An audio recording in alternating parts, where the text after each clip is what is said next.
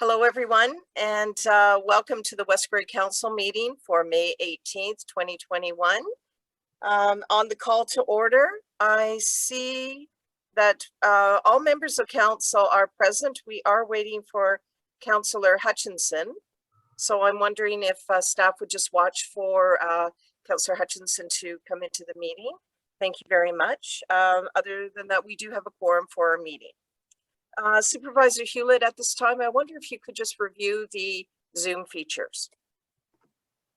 Absolutely, and thank you, Mayor Robinson. If at any point you get disconnected throughout this meeting, you can dial 1-647-558-0588 and enter the meeting ID for this meeting, which is 850-9797-1966. Sorry, those last four digits were 1966. For members of the public, if you require any technical assistance throughout this meeting, you can send a chat message to myself, Cody Hewlett, Recreation Supervisor. Throughout the meeting, both members of council and staff will be raising their hands on camera to speak. Thank you. Thank you very much. This has been such a wonderful day, bright and sunny, and it just continues into the evening. I know we'll have a most enjoyable decision-making meeting this evening as well. So if we move on to item 2, which is a moment of reflection. So if you would be so kind as to take a pause right now.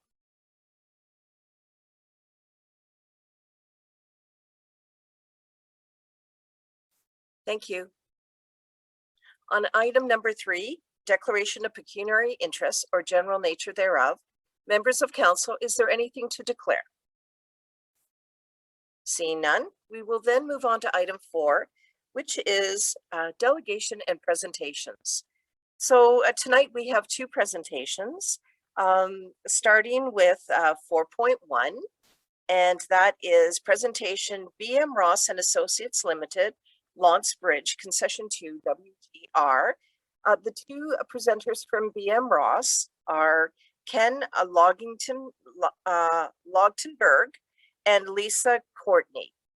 And I understand that through our clerk that both individuals and certainly the next presentation are aware of the 10 minutes for the presentation. Welcome, Ken and Lisa.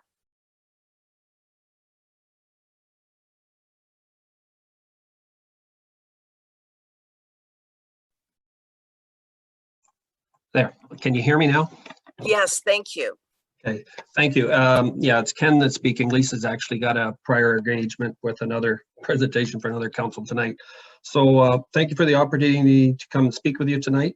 And then as council and staff are well aware, we're working on the environmental assessment process to determine the most appropriate way to address the fact that the bridge, the Lance Bridge is in poor condition and is currently closed. So our presentation tonight will be a shortened version of the presentation that will be presented to the public on Thursday night. Normally, I don't mind if you have questions going through, but given it's a virtual presentation, it probably makes sense to do that at the end. And this gives us an opportunity. If you have some questions that we don't think are fully being addressed on Thursday nights, we might have to expand on what we present there. So with that said, I'd like to sort of proceed with the presentation. If we could move to the next slide. So the Lance Bridge, structure number 28 within your inventory of bridges, it's located on Concession 2, WGR. And the existing bridge, it's a steel truss bridge. It's a Warner truss structure with cross beams and stringers under the deck. It was built about 1920, 15.5 meter span, 4.75 meter deck width. And it had a 10-ton load limit, which given it was built in about 1920 when most vehicles didn't weigh much more than that, it's reasonable to assume that that would have been an appropriate load limit for the structure.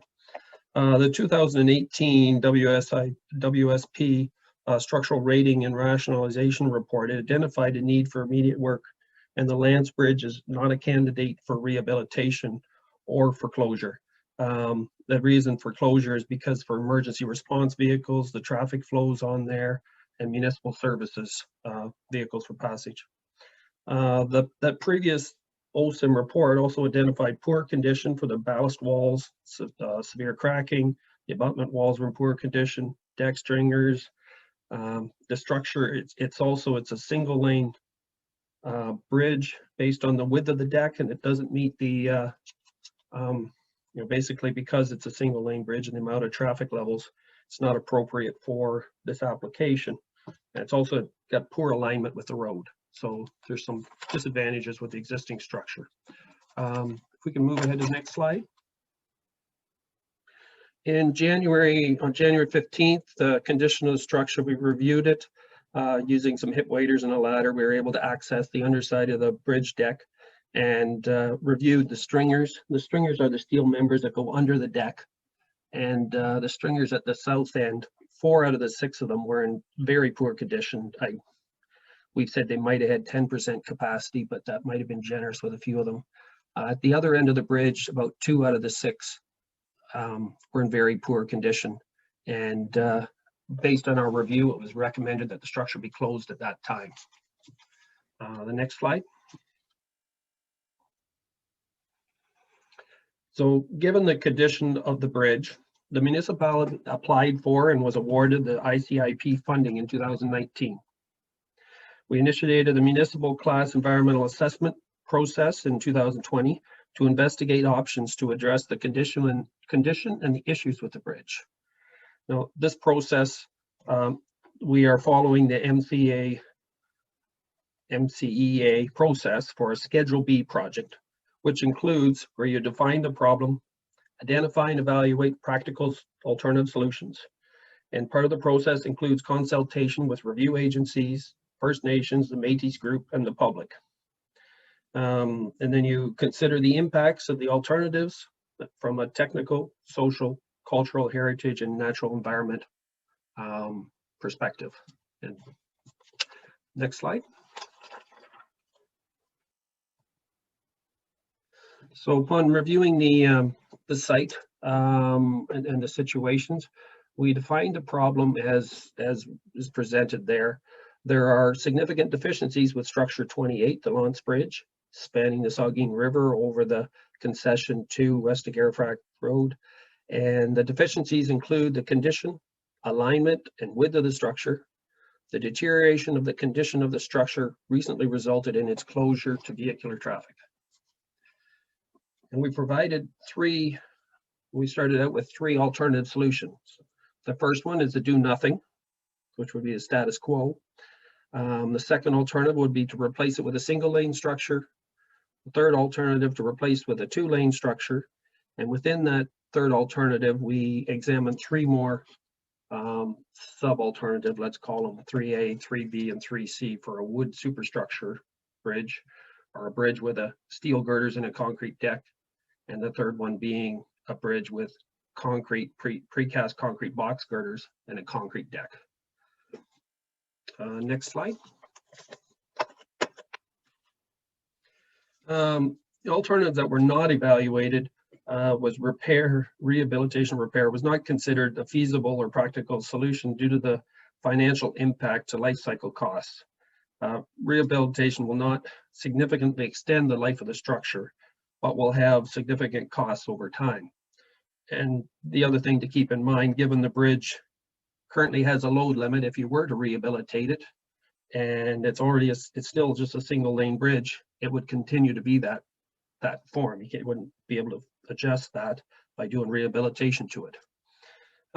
Removal and closure were not considered feasible or practical due to the impact on adjacent residents and the overall transportation network within the municipality. Next slide.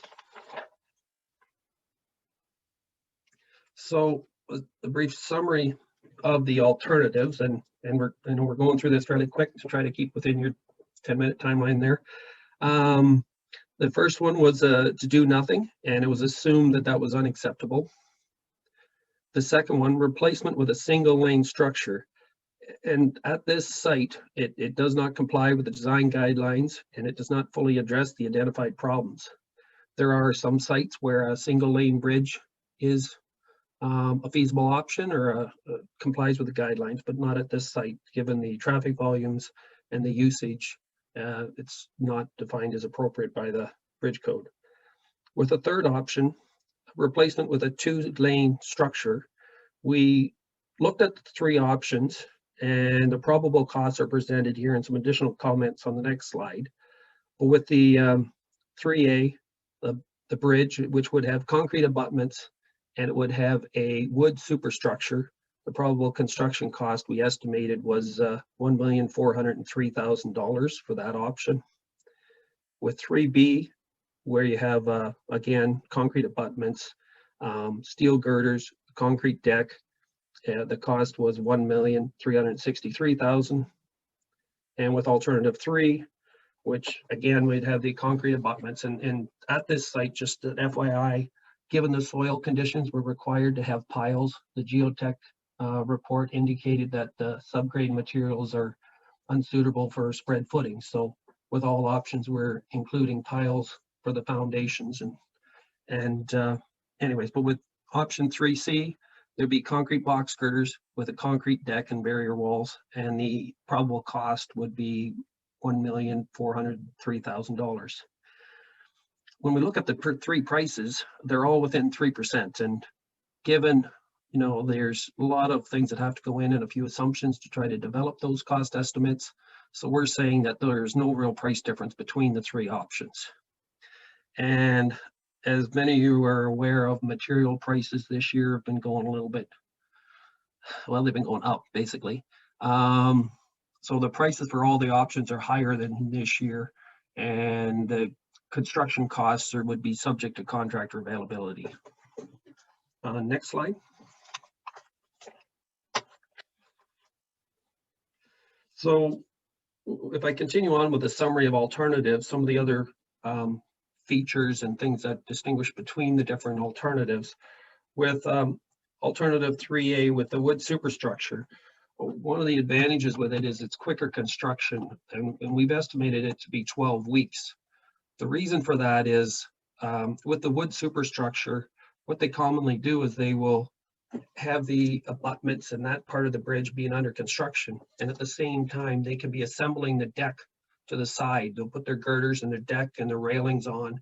They'll assemble it as one component, and then they'll use a crane to lift the deck into place, because a wood superstructure is significantly lighter than the other alternatives. So that helps a little bit to speed up construction. Based on our correspondence with a prospective supplier, it was suggested that we could arrange to get the components delivered a little quicker. And the other thing with the wood superstructure option was that was actually what was originally proposed within the grant application. Some of these grants want to look at low carbon usage, and I suspect when the initial grant was put in by your municipality, they were trying to get some points or some credits with the evaluation process by saying you were going to use a wood superstructure. So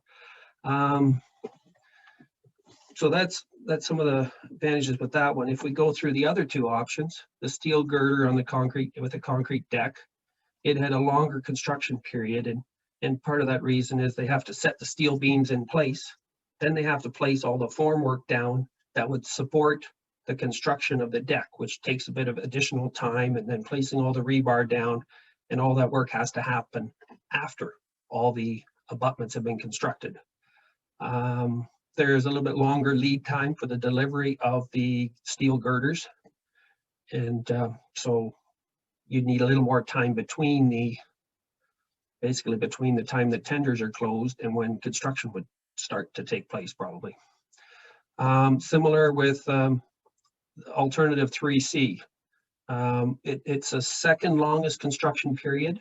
It's a little quicker because you've got 4-foot wide concrete boxes, and when you set them down, you can work right off that platform.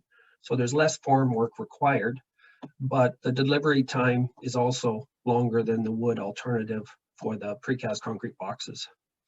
So based on the information that we've gathered, the fact that the prices were basically the same for all the alternatives, and the structure with the wood superstructure appears to be got some other advantage in terms of timing. It appears that wood has some advantage over the other 2 alternatives that were looked at. Maybe just before, because it might come up as questions, The life expectancy for all the options are supposed to be similar. There are other provinces. Ontario is not using as many wood structures as other provinces in Canada, but the treatment process and the wood that they use for this application, like a Douglas fir that is treated in a factory setting with basically treatment components that you can't buy off the shelf. You got to be a license to apply. Therefore, they're providing a projected life expectancy similar to the other alternatives. So the next slide.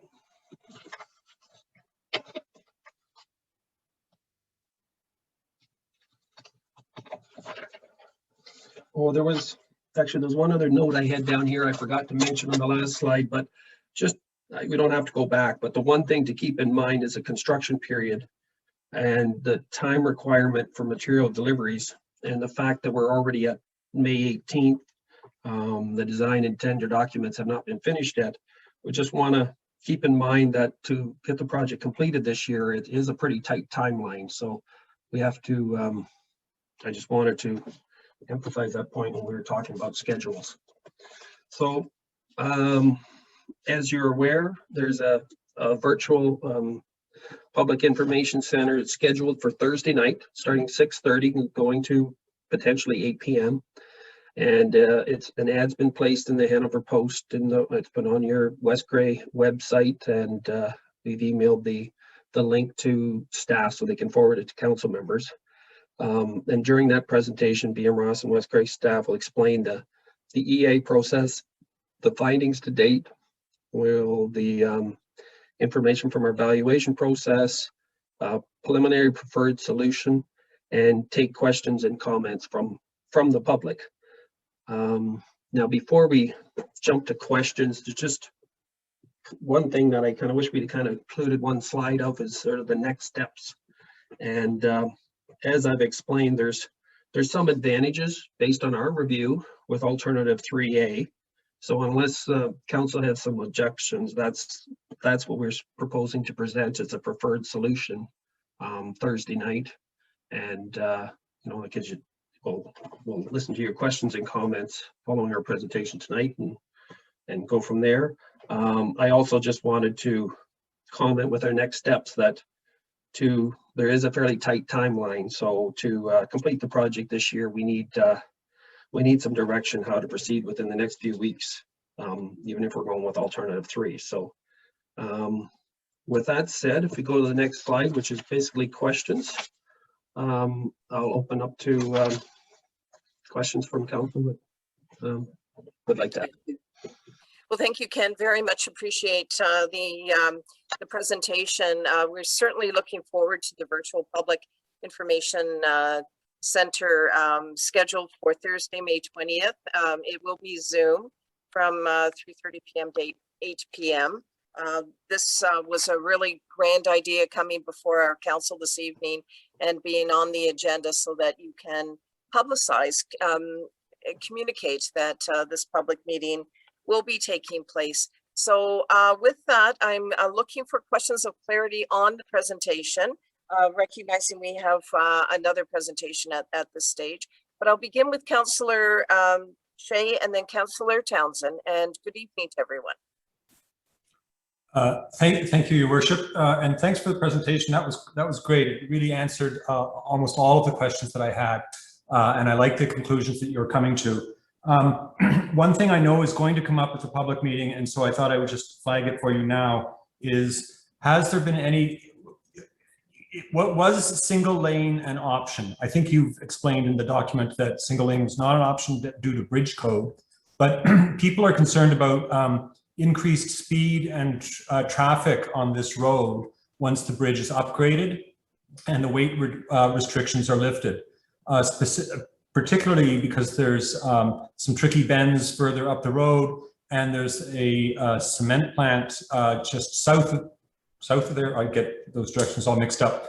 And there's concerns about heavy truck traffic flowing across this bridge. Was single lane ever an option, and are weight restrictions still possible going forward in the future? Ken Lautenberg, please. Sure. Thank you for the question. what we did, we were asked if single lane would be an option. So we did a code review. So to say, was it ever considered as an option? It was considered an option, but the approach we went was, okay, before we investigate costs or going any further, we have to determine whether it's suitable for this site. And based on the information, when we went through there's a few criterias. One is the traffic on the road, and the traffic was higher than the recommended range that was identified. But the way the code is written, it's not just one of the criteria it has to satisfy. It has to satisfy more than one. So for example, it has to be less than 200 vehicles a day, and it should be at a location where, I think they kind of word it like a recreational facility, or maybe a seasonal used bridge, something that's not part of your overall road transportation network. I look at this bridge and it's part of your transportation network. So if you were to put a single lane bridge in, it would maybe hamper your potential use for that in the future. The one other comment we've pointed out is that the probable cost to construct a single lane bridge is only a little bit less than the cost to construct a 2-lane bridge. So from a value perspective, it's hard to justify trying to do that. We have done it, but it's pretty rare. It's usually on like a dead end road or something like that where they use a single lane bridge. Okay, thank you very much. That answers my question. I hope it will address the concerns that others might have from the public as well. You also indicated a need to have a quick decision in order to get work happening this year. Is a month from now quick enough? Just given that we aren't going to decide today, so I'm just thinking when our next agenda will be prepared.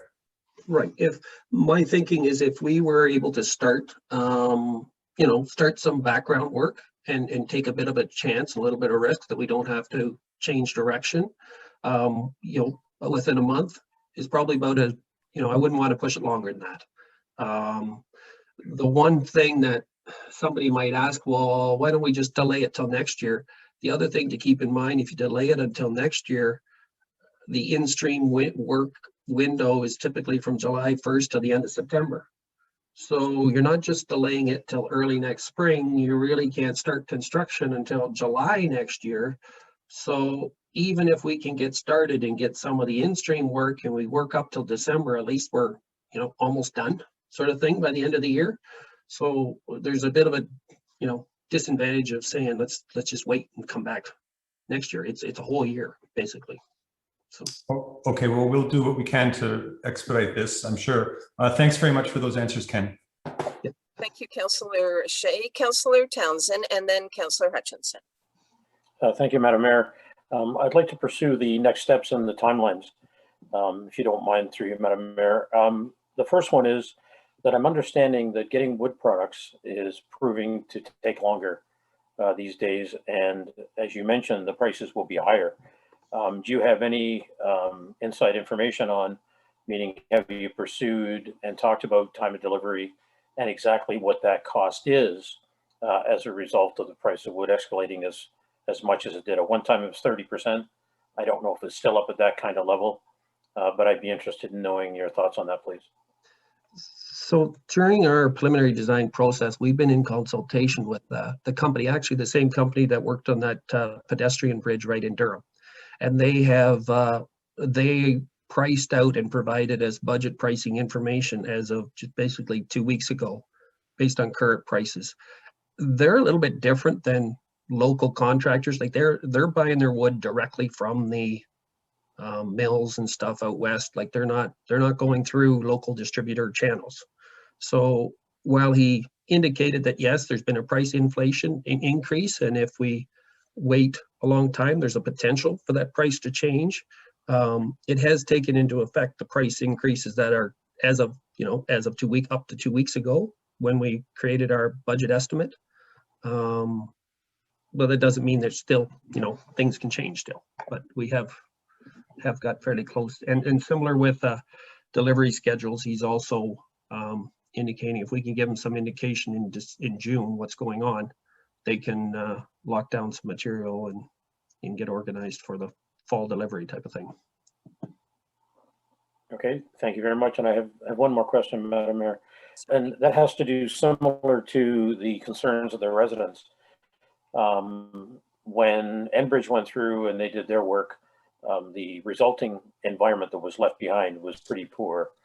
It was not of top-notch quality. What assurance can you give the residents that the same thing will not happen around the construction of the bridge? We've been working on some preliminary site plans, and we do have projections as to the limits of the work that would be required to complete the bridge work. There is a little bit of work that's probably going to have to take place to accommodate for some hydropole relocations on the west side. They're pretty tight to the bridge down that side. And what we've been doing is we're shifting the bridge a little bit over closer to the center of the road alignment to minimize how far we're going to have to go out into the tree to try to disturb areas. But there may be some tree removal required in that area. And upon completion, the plan is to, incorporate some specifications, and staff will have an opportunity to review what we've included in there for the scope of the work to help ensure that the contractor does have appropriate restoration measures completed on the job site. So that's maybe. Anything further, Councillor Townsend?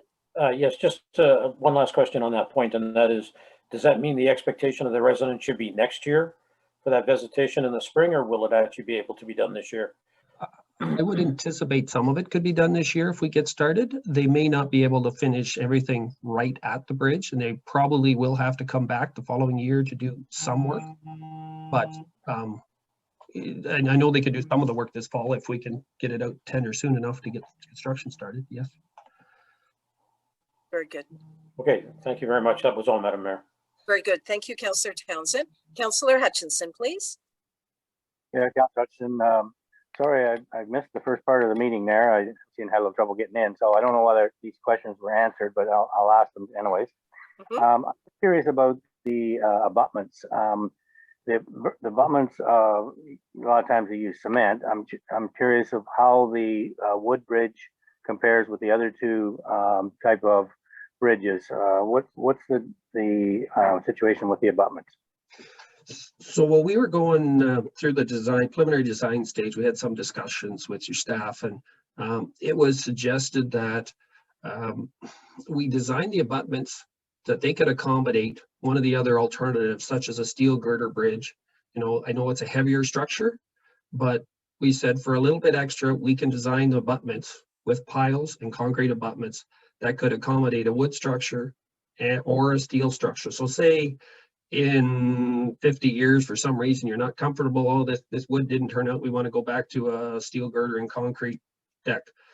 We've designed the abutments with, that's what the plan was anyways, unless some directed otherwise, to design the abutments that they could accommodate either or two options.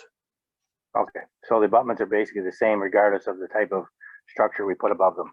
That's what we've assumed for evaluation, for comparison purposes.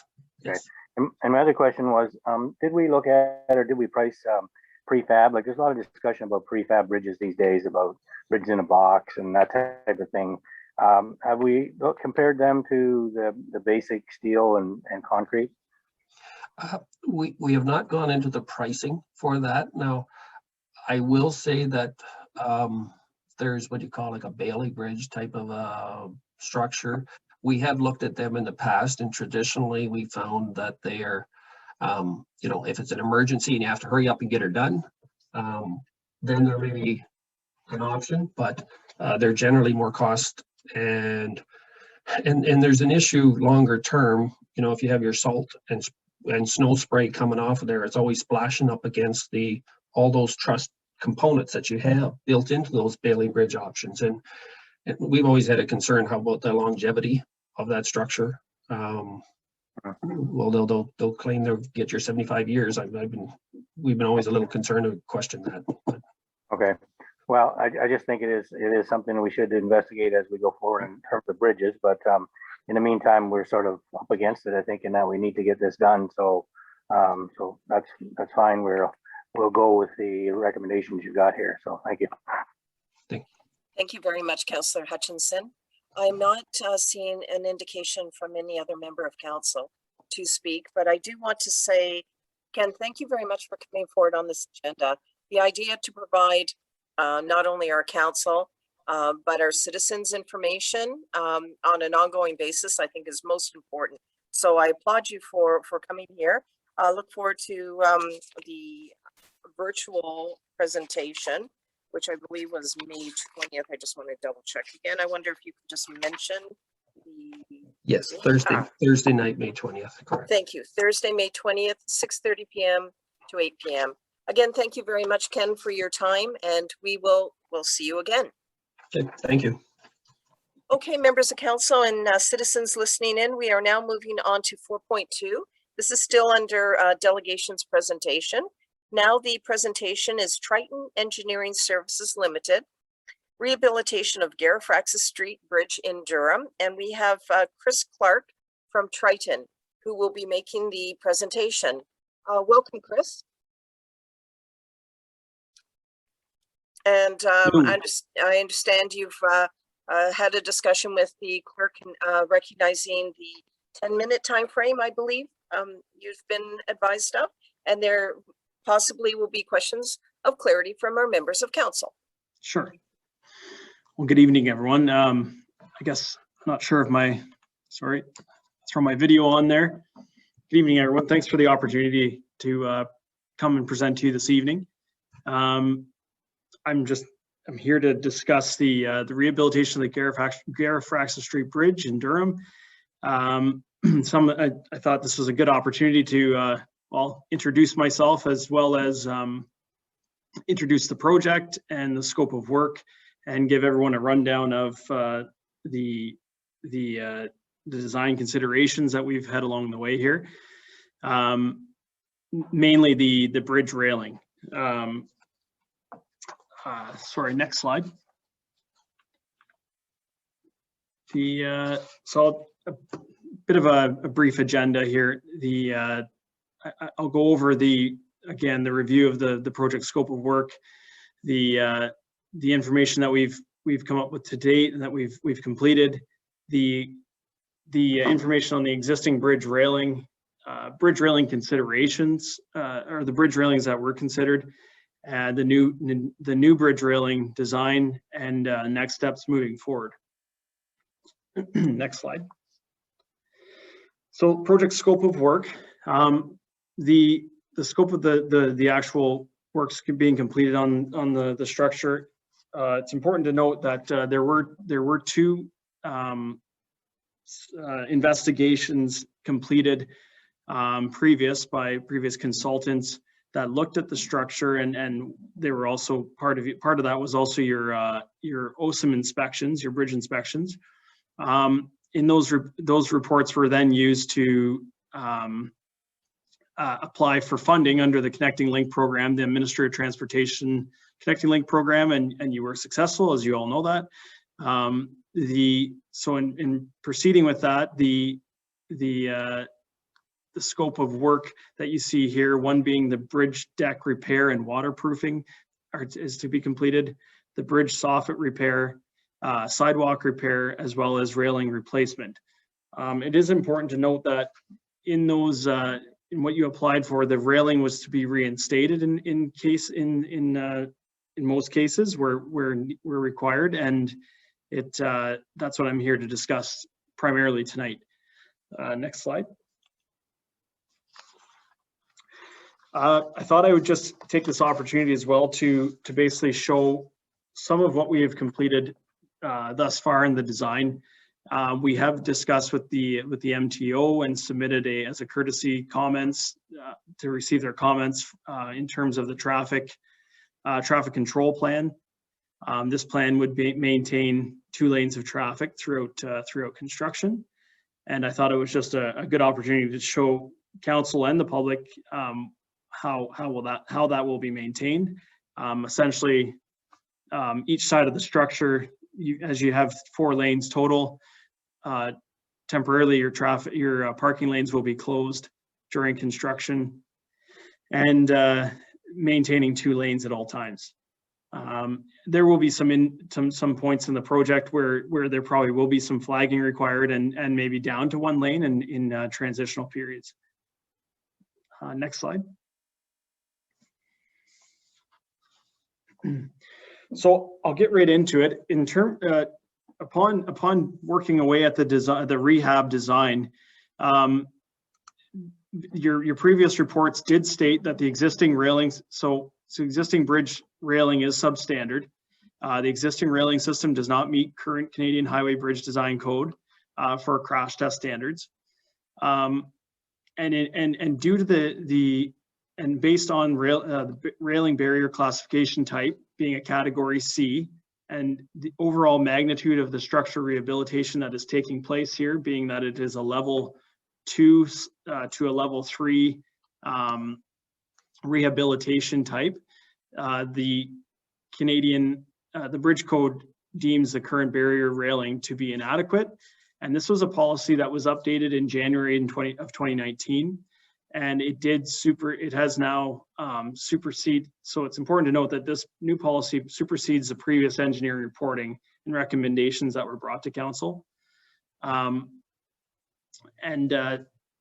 basically the railing that is there now is substandard, and it has to be replaced with something that is to a current standard. Also important to note that the replacement cost considerations, that the replacement cost of the railing, if you had to replace the railing as it is now, would be a similar cost to reinstate the current railing based on the current condition of that railing. There would be to regalvanize the existing railing and the process of taking it down and salvaging it, replacing posts, and regalvanizing some posts that are existing there. That cost would be very similar. There is also potential for the existing railing that is there now to be reused by the municipality for other purposes. And in speaking to public works staff, there is some ideas that could be brought forward to reuse those railings. But of course, they would not be able to be reused within a bridge setting. Next slide. So bridge railings considered. So while we considered different types, there's many different types of bridge railings that are standard. The various railing systems that we considered included metal tube railing systems, as well as concrete parapet railings with metal railing on top. Some of the considerations that were taken into account were obviously the existing deck condition with increased load of any railing. As you currently have a metal railing that would be lighter weight than concrete. The estimated remaining bridge lifespan post rehabilitation. So the amount of rehabilitation that we're going to complete here, how many years would the bridge still have left in it? The overall pedestrian and cyclist safety.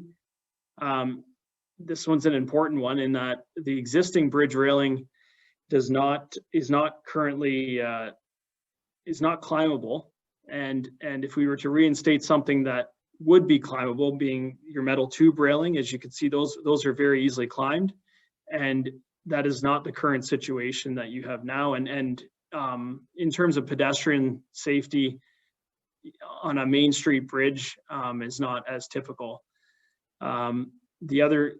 Another consideration was the cost, engineering design, constructability, and longevity of the railing. And we also looked at the aesthetics. We considered the aesthetics to maintain pedestrian view of the Saugeen River, as you do have that now. And just something that was aesthetically suitable for a Main Street downtown core bridge.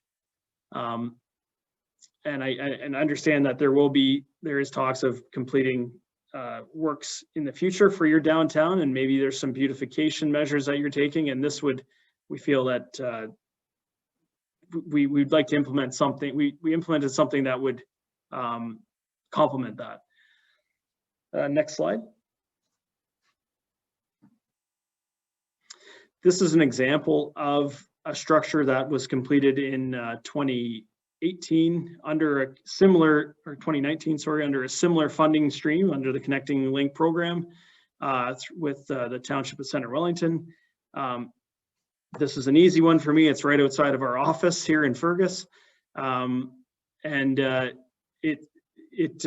exemplifies the type of standard where you've got a 0.8 meter high, almost 1 meter high concrete parapet with a metal railing on top. And this still allows you to have that view. It also is, it's not climbable. It's a good standard that gives you a mixture between the two of what you have currently, as well as what you, and it will add, it'll give you that standard that you require for crash testing, and yeah, just overall is a aesthetically pleasing structure. Next slide. The new bridge railing design. So this gives you an example of the drawings that we've worked on and it shows you exactly how that structure will look. We would simplify, it's more of a simplified concrete parapet with fixed metal railing on top. So instead of the front being impressed and colored, we'd reduce cost here to just impress in the structure itself on the railing, and with no impression on the front. So it would be more of a plainer looking, but it would still have that metal railing on top, as well as the concrete parapet. So yeah, and and another point that I have here is the metal railing maintains the existing railing appearance while achieving the bridge code standards using a concrete parapet wall. And the picture to your right hand corner, bottom corner, shows how that structure will connect to the existing cantilevered sidewalk, as well as it shows your hanging water main off the underside of that structure. One thing that I thought it was important to note here is that this, within the rehabilitation, and a lot of these bridge rehabilitations, and I'm sure Ken can speak to this too, is when you get into these, until you actually get into them, we're not sure the extent that, I mean, even if we've done bridge condition surveys where you could core into the structure, but until you actually get into the actual structure and open it up and patch, you really don't know how deep you need to go into the concrete to actually fix and rehabilitate the structure. So until we actually get into it, in some cases, we could be taking out segments of the entire sidewalk, including cantilever, and replacing some rebar in the internal rebar in the structure. But that won't be really known until we actually get into construction. Next slide, please. This just exemplifies I thought was a nice feature to kind of show you how a 3D view of the structure and how it would look. Yeah, besides that, that's basically essentially all that shows. Next slide. So the next steps moving forward to proceed with the concrete railing, the tender, I apologize, I wanted to mention this right at the beginning, the tender is out. It's been issued on May 11th, and we are expecting bids to come in and questions to be asked by contractors. We would close and review tender prices and award the contract on June 15th at the June 15th council meeting. We would then proceed with bridge rehabilitation. Start date would be within July 2021, we would expect. Until a contractor, obviously, until we've awarded that, we'd have to discuss with them scheduling. And then the contract completion date we would have for early November 2021.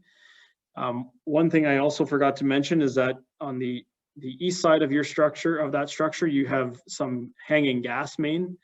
That will also be replaced by Enbridge Gas. We've been in discussion with them, the utility company, and we will be working with them, and they will be involved throughout the process to replace their infrastructure, their plant on that side of the bridge as well. And yeah, so I think that was all the thoughts I had, and I guess that opens it up to questions. Thank you very much, Chris. Appreciate the detailed presentation on this bridge, the rehabilitation of the Garifraxis Street Bridge. I'm wondering if we could please just go to the gallery view, and that would give me an opportunity to see if there's any questions of members of council for clarity. Councillor Hutchinson. Yeah, Councillor Hutchinson here. So I like the idea and what you're showing in terms of the replacement of the railings. I think that looks great. I just wondered on the one that you showed us, I believe that's Fergus, the bridge is in Fergus, that it has light standards on it. I don't believe ours has any light standards on it, or will it have light standards? That's a great question. You do have a section on the structure that has the ability, that's why I showed that one as an example, because you do have the ability to have, you have a bump out on the structure now, which if there's any structural integrity issues with those, they'll be patched as well. But there was no scope. The scope of the work wasn't to replace any light standards there. You have the ability to put them there, but they're not there currently, and that wouldn't be a part of the scope of this work. Right, but they could be added at a later date if we wish to go that route. Is that correct? As far as I know, we haven't gotten into the actual availability of electrical conduit there, sorry, but I would imagine that you would have the ability at a later date, yes. Okay, thank you. And just looking at just one of the questions, if I may, looking at your diagram of terms of when the construction happens, I was a little bit curious with you've got the sidewalk closed off, which is fine, but I'm just wondering, you've got the sidewalk closed off at Mill Street, and in front of that we have like 3 or 4 businesses, and I'm just wondering how's it going to affect those businesses if people can't get down the sidewalk to those businesses? I would have to, sorry, just find my notes here.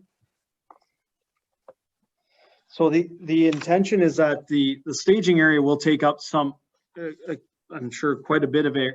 We won't really know until we will have the contractor actually confirm this plan, and there's construction staging area, as well as an erection plan and shop drawings that will show this information. But throughout construction, the idea would be to maintain access to all those businesses. Very good. Okay, so yeah, so that would be my only concern. Would have to allow for some kind of pedestrian traffic in front of those businesses, but that's fine if you're going to do that when the plan comes together. And we would as typical in most Main Street or downtown type projects, is we always that's always definitely a consideration. We have to maintain access to all. It's no different than any road residents that you'd have to maintain access during a road reconstruction project, as well as just your downtown. And we'd even encourage the contractors or the contractor and their staff to eat at the restaurants there and that sort of thing, provided we're able to do that. But right. But let's hope anyways. But yeah, that's a definite consideration. Okay, thank you. Thank you, Councillor Hutchinson. On to Councillor Townsend, please. Thank you, Madam Mayor. Just a couple of quick questions. One was that you mentioned about some concern about railing weight, and so why you went the route you went based on the rehabilitation period. I'm wondering, what is the lifespan of that structure once you've actually completed the work you're doing now? And that's an estimate. I appreciate that. Right. And so in speaking to our structural engineers here, we would expect that if provided the railing or the entire structure is repaired to its full potential, we would hope that you'd get 20 years out of that structure on that deck alone. I mean, the structure has it is quite old already. It's not, but it has life in it. So, you know, we'd expect a minimum of 20 years out of that structure still on the deck. And aside from that, I mean, I'd like to say 30 years, but like I said before, once you get into the structure and you see what, you know, if we're replacing a bunch of rebar in the cantilever structure, and it's really enhancing the overall integrity of the structure, then you could possibly get more years out of it. But I would say at a minimum, we'd expect you to, after it's fully rehabilitated, to, as per the project scope, that you would have a minimum of 20 years. Okay, I did get some feedback from some people who had actually visualized the under side of it, and they had concerns about even people going under it. That was their words, not mine. I'm not an engineer or an expert in bridges. But I wonder, did you see that same kind of damage or concern when you were evaluating what needed to be done? Yeah, there is some exposed, well, it's not definitely, there's exposed rebar. But during that's the intention of this, the project is to actually expose all that, and we would actually be opening up large sections of that area, and actually that would be part of the patch. The rebar would be assessed and then replaced if required or if needed. We'd actually be replacing that. So yeah, it isn't in great shape. It's not as bad as maybe it looks, I would say. But it's just, it's the staining that really makes it look displeasing and makes it look maybe worse off than it is, but definitely it needs it. It's a good thing you're doing it now. The longer you leave it, the worse it gets, and you will experience further rot through the structure. But Anything further, Councillor Townsend? Yeah, I just wanted to comment. I asked the question because I wanted to make sure that council's aware of the magnitude of that, and also in your presentation, you talked about the significant focus on railing, and I wanted to make sure that it was clear you were also doing as much effort on the structure as you were on the railing. So thank you, appreciate that. Yeah, and just sorry to add to that, the one thing is from a perspective point of view, the structure, this is probably you're looking at, we would estimate about a $650,000 to $950,000 structure rehab here, and it's but the actual replacement cost of the structure would be north of $4 million likely. So it's quite a difference. Any rehabilitation is considered a band-aid solution to it's buying you time, but it's quite a large cost to actually replace the entire structure. I would by the time you do it, it would be north of $5 million likely. So so it's quite we're buying some time here, but it's required. I mean, it's your main stretch of road here. So thank you. That's all, Madam Mayor. Thank you, Councillor Townsend. Councillor Shea? Thank you, Your Worship. So thanks for this presentation. One quick question, two quick questions. On the drawings that you did on, I think it's the 8th page, you show the lower section of concrete and then some concrete pillars, and then the steel part in between the pillars. But in the 3D drawing that you did, there's no concrete pillars. There's only the two end posts. Is that right, that there will only be concrete uprights at the two ends? No, sorry. Yeah, that was just that was really to exemplify one section. So you'll have multiple pillars, as it shows on drawing number 8 there, showing the one-dimensional view. You'll have those every I think it's 8 meters, 6 to 8, it varies, but you'll have them every 6 to 8 meters. So you'll have pillars all the way throughout. Okay. And at this point, we're still, in some cases, a lot of cases actually on structures like the one in Fergus there, they actually bring conduit up through the pillars so that you could have an opportunity to put light standards on top of the pillars if you did want to do that. these are all options that are still open to discussion that you could do, and typically they put them on the ends of the structure, but you do have an ability, as pointed out before, you have an ability to put lamp posts up where you on the bump outs there now as well. So. And thank you. And do you think that the visibility through the metal uprights is going to be comparable to what is there now? Like, I know there's standards for the spacing of uprights and bridges. Are we making it more dense? Will it be more? No, it would be similar to the spacing, that you have now. Yep. Okay. And finally, will the sidewalks remain the same width, or will there be any reduction in the sidewalks width to do this? The sidewalks will be reinstated. They'll be chipped out fully, and they'll be reinstated to the same width. And same height, I presume. Yes. Yeah. That's important. Yeah. And okay, I assume those are to code. I often navigate that bridge with someone on a wheelchair, and it somehow seems narrow and high. But I think it's just the illusion of the fact that we're going over a bridge and the railings right beside us. Yeah, being that it's the rehabilitation and some of that you're constrained to the existing, like on your sidewalk there now, you're constrained to the existing width due to the parking lane width that you require, plus due to the traffic counts that you see on that road, the AADT. You need your minimum lane widths there as well. So we have to maintain what's there now. If you were to replace that structure, you would likely see it enhanced further. But yeah, unfortunately you are constrained to what's there now, but yeah, that's in short, that's the quick answer to that. As long as it's not reduced any further. No. Okay, thank you. Thank you, Councillor Shea. I'm not seeing any other member of council indicating a question. So with that, Chris Clark, thank you very much for the presentation. Most enjoyable. Thank you. Thank you. Members of council, we are now moving on to item 5, which is the public meetings. That would be an NA for this particular agenda. Item 6, comment period.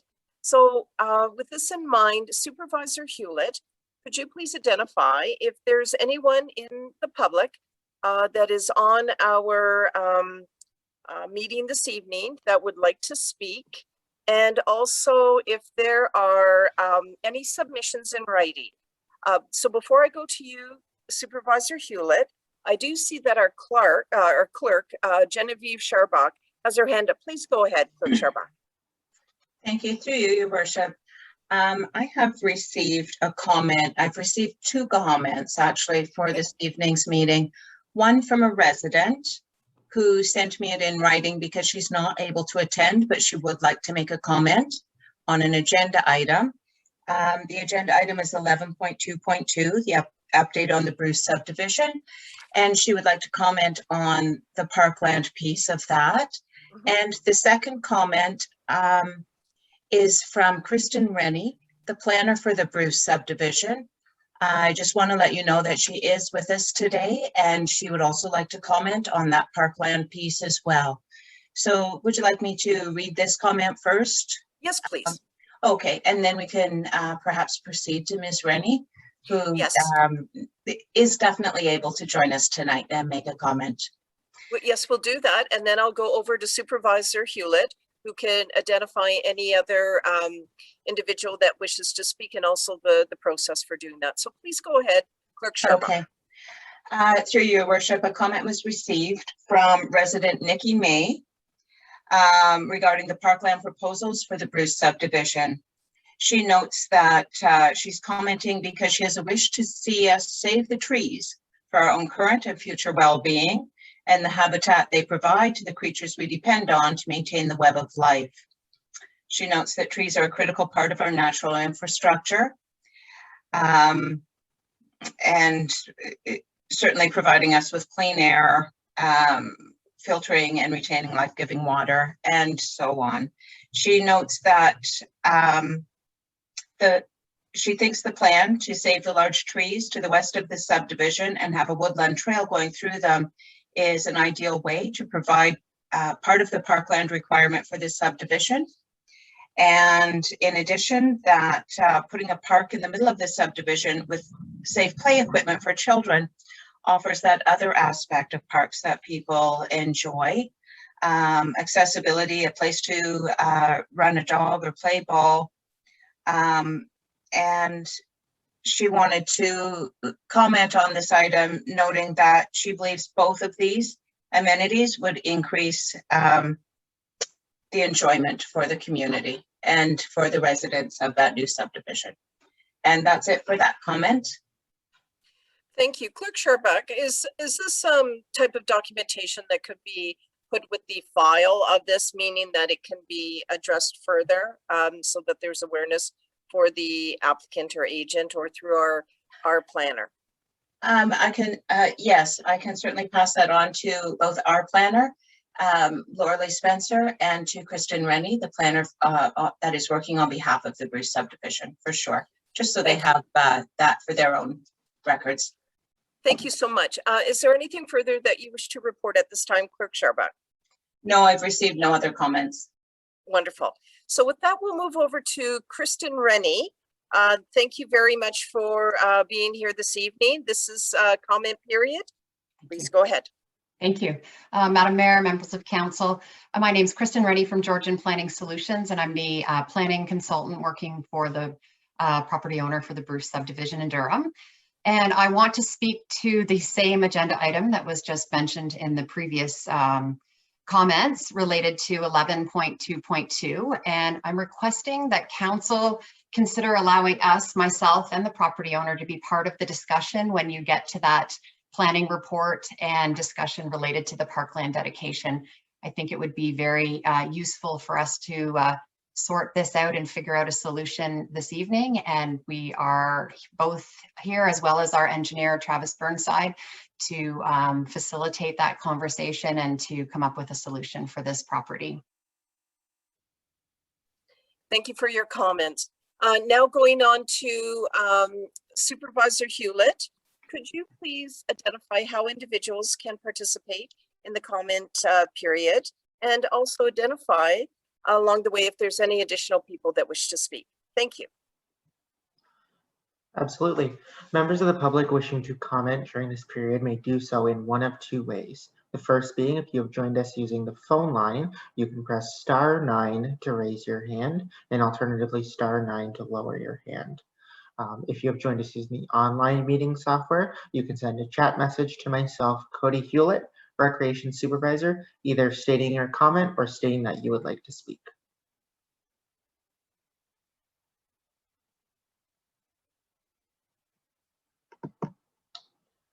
Mayor Robinson, just taking a quick review of the dashboard as well as the chat. I am not seeing any members of the public wishing to comment at this time beyond what we have already seen. Okay, well, thank you very much. All right, so now we are going to move on to item 7, unfinished business. That is an NA on this particular agenda. Item 8, adoption of minutes. There are 2 sets. 8.1, minutes of the May 4th, 2021 public meeting. With regard to these minutes, members of council, are there any questions or comments?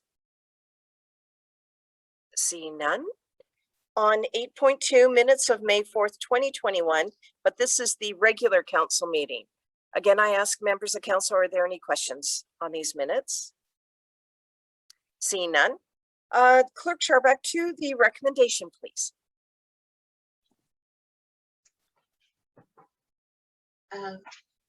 For the minutes?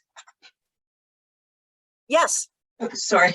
Yeah, the recommendation, just so we're all clear, we've identified that there's Yes. no comments on the adoption of the minutes, so just on the recommendation. So through you, your worship, the recommendation is that the minutes of the public meeting and the regular council meeting of May 4th, 2021 are hereby adopted as circulated. Thank you. Is there a mover for this motion? Deputy Mayor, are you moving this motion? Yes, thank you. It's Deputy Mayor Hutchison. I will move the motion. Councillor Hamilton, are you seconding this motion? Yes, I'll second. Are any comments on the motion at hand, members of council? Okay, all those in favor indicate with a raised hand. 6 members of council have voted in favor of this motion. The motion is carried. On to item number 8. This, pardon me, item number 9. This is committee and board reports 9.1, Climate Action Advisory Committee through the minutes of April 30th, 2021. Clerk Sharbeck, could you please read the recommendation?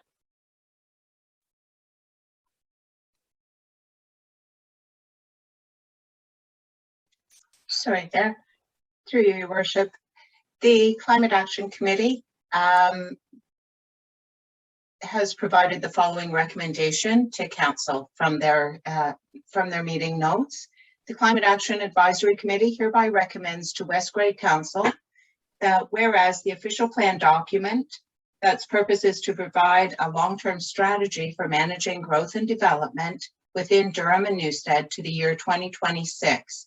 The goals, objective, and policies contained in this official plan are intended to guide the decisions of the public authorities and private interests in order to maintain livable and attractive communities.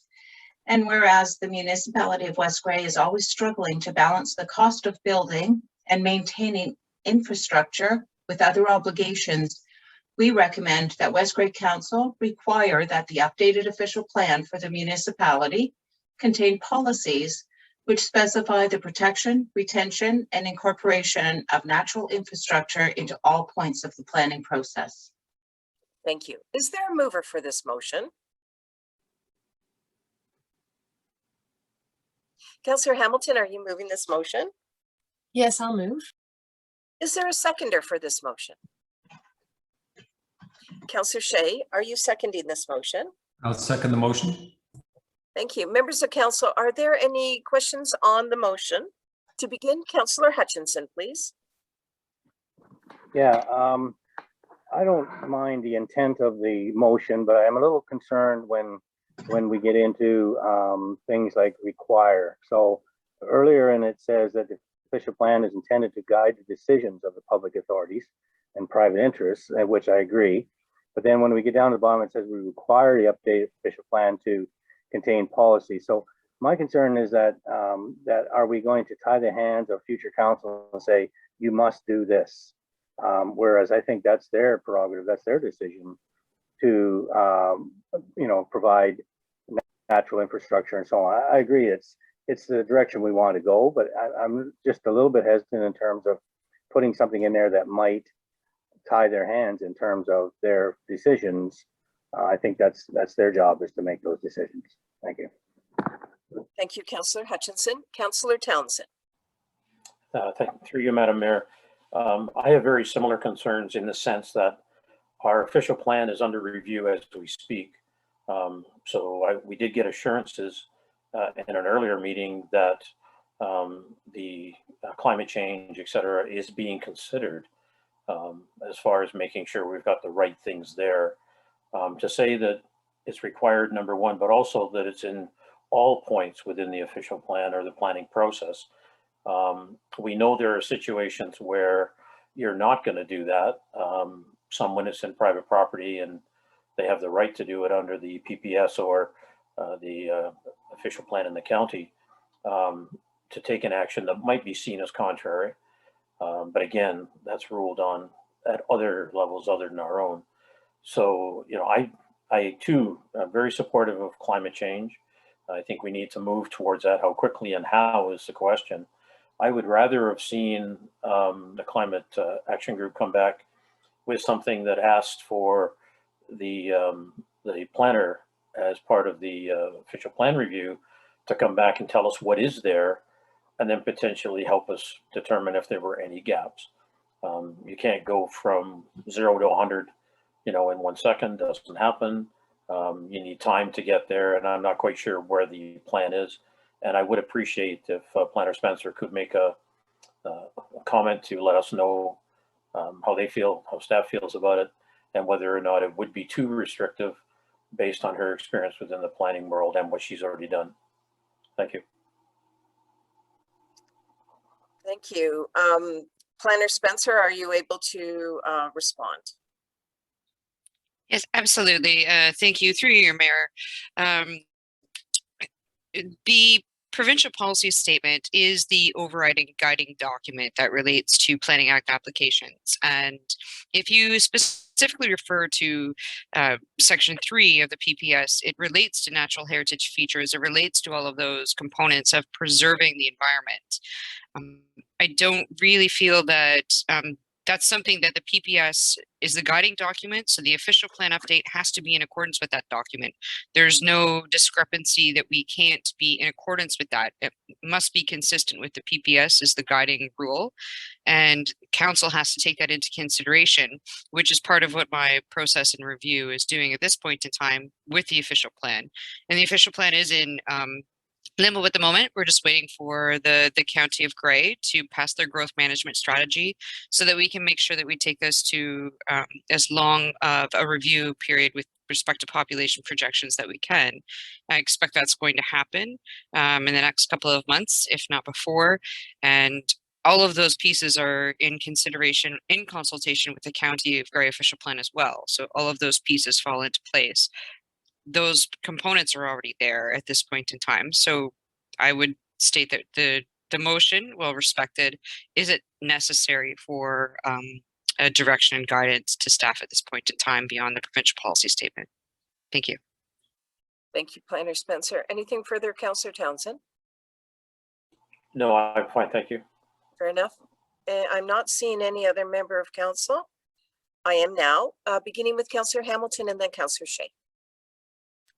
Thank you, Mayor Robinson, and thank you, councillors, for your points of view.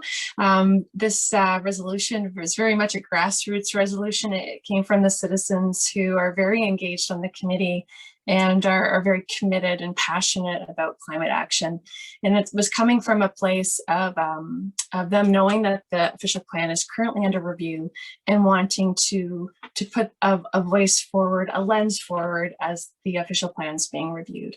And so for council's consideration is having this lens of natural or green infrastructure throughout our official plan document, to just have that wording and that direction strengthened within our official plan as a consideration as it's undergoing review.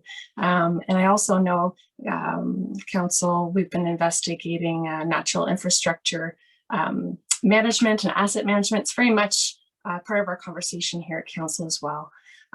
So I do think it's coming from a really a good place from this citizens group, our committee of council, in that they want to see that national infrastructure highlighted more throughout the official plan document. And so that's what we have here before us today. Thank you. Thank you, Councillor Hamilton. Councillor Shea. Thank you. And I'd just like to add to that to say that I very much respect what our planner, Ms. Spencer, has said. Although it seems like it's a little bit perhaps redundant, or it overlaps with some of the intentions that are in the provincial policy statement. I don't think there's any harm in that. But I'd also like to say that this came out of a meeting and from an initiative by the citizens who wanted to speak to council and have their voice heard at council. And it came at a point after a lengthy discussion with Planner Spencer. She was there at the meeting for about an hour.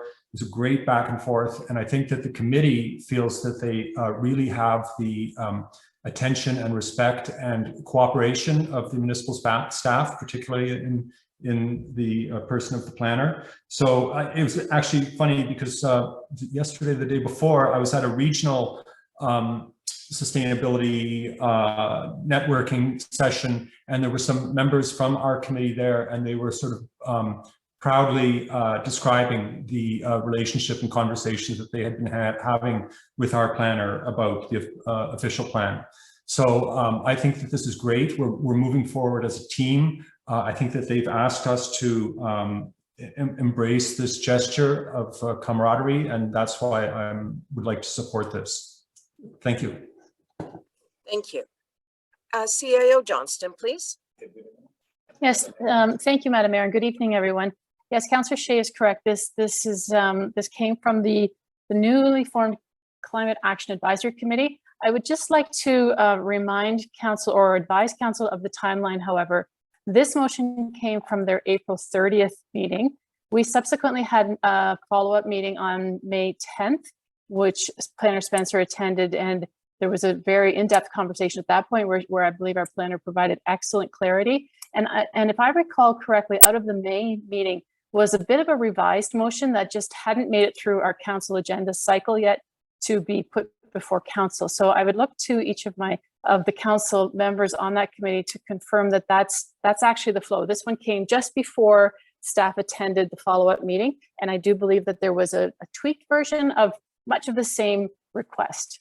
So thank you, Madam Mayor. You're quite welcome. Councillor Hamilton, please.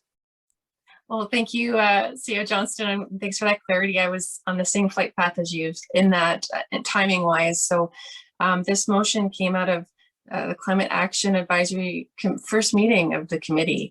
And it really was about hitting the ground running, and I think a sense of urgency from the committee that the official plan process is well underway, and they wanted to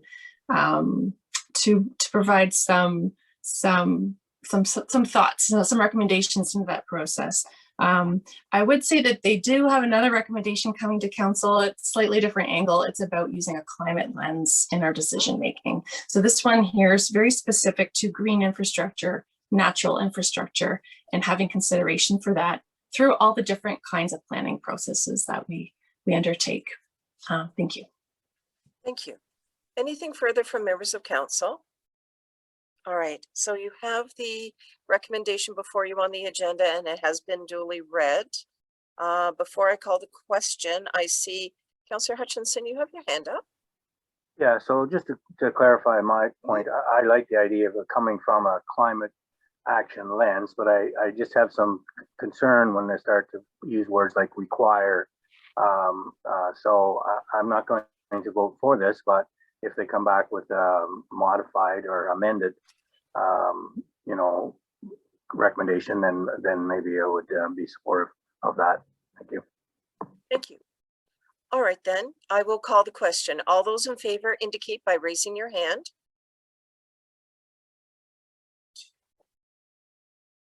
All those opposed to the motion at hand, please raise your hand.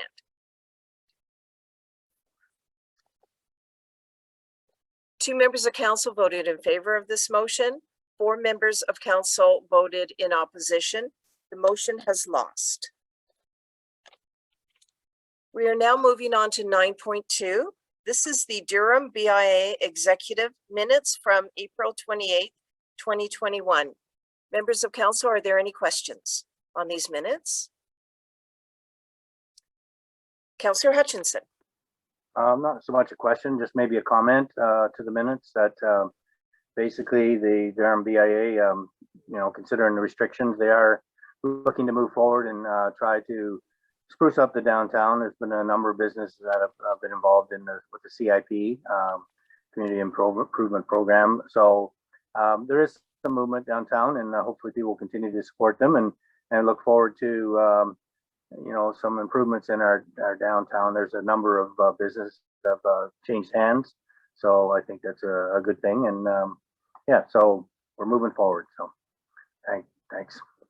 Thank you very much for that update. Most appreciated.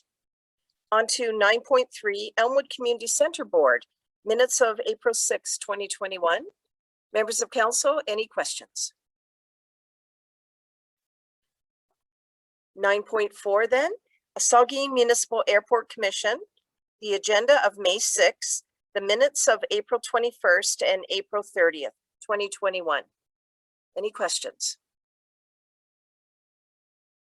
Okay, before we go to the recommendation, before Clerk Scharbeck reads the recommendation, I'd like to ask members of council, are there any updates with regard to your specific boards or committees? All right then, thank you very much. Clerk Scharbeck to the recommendation then.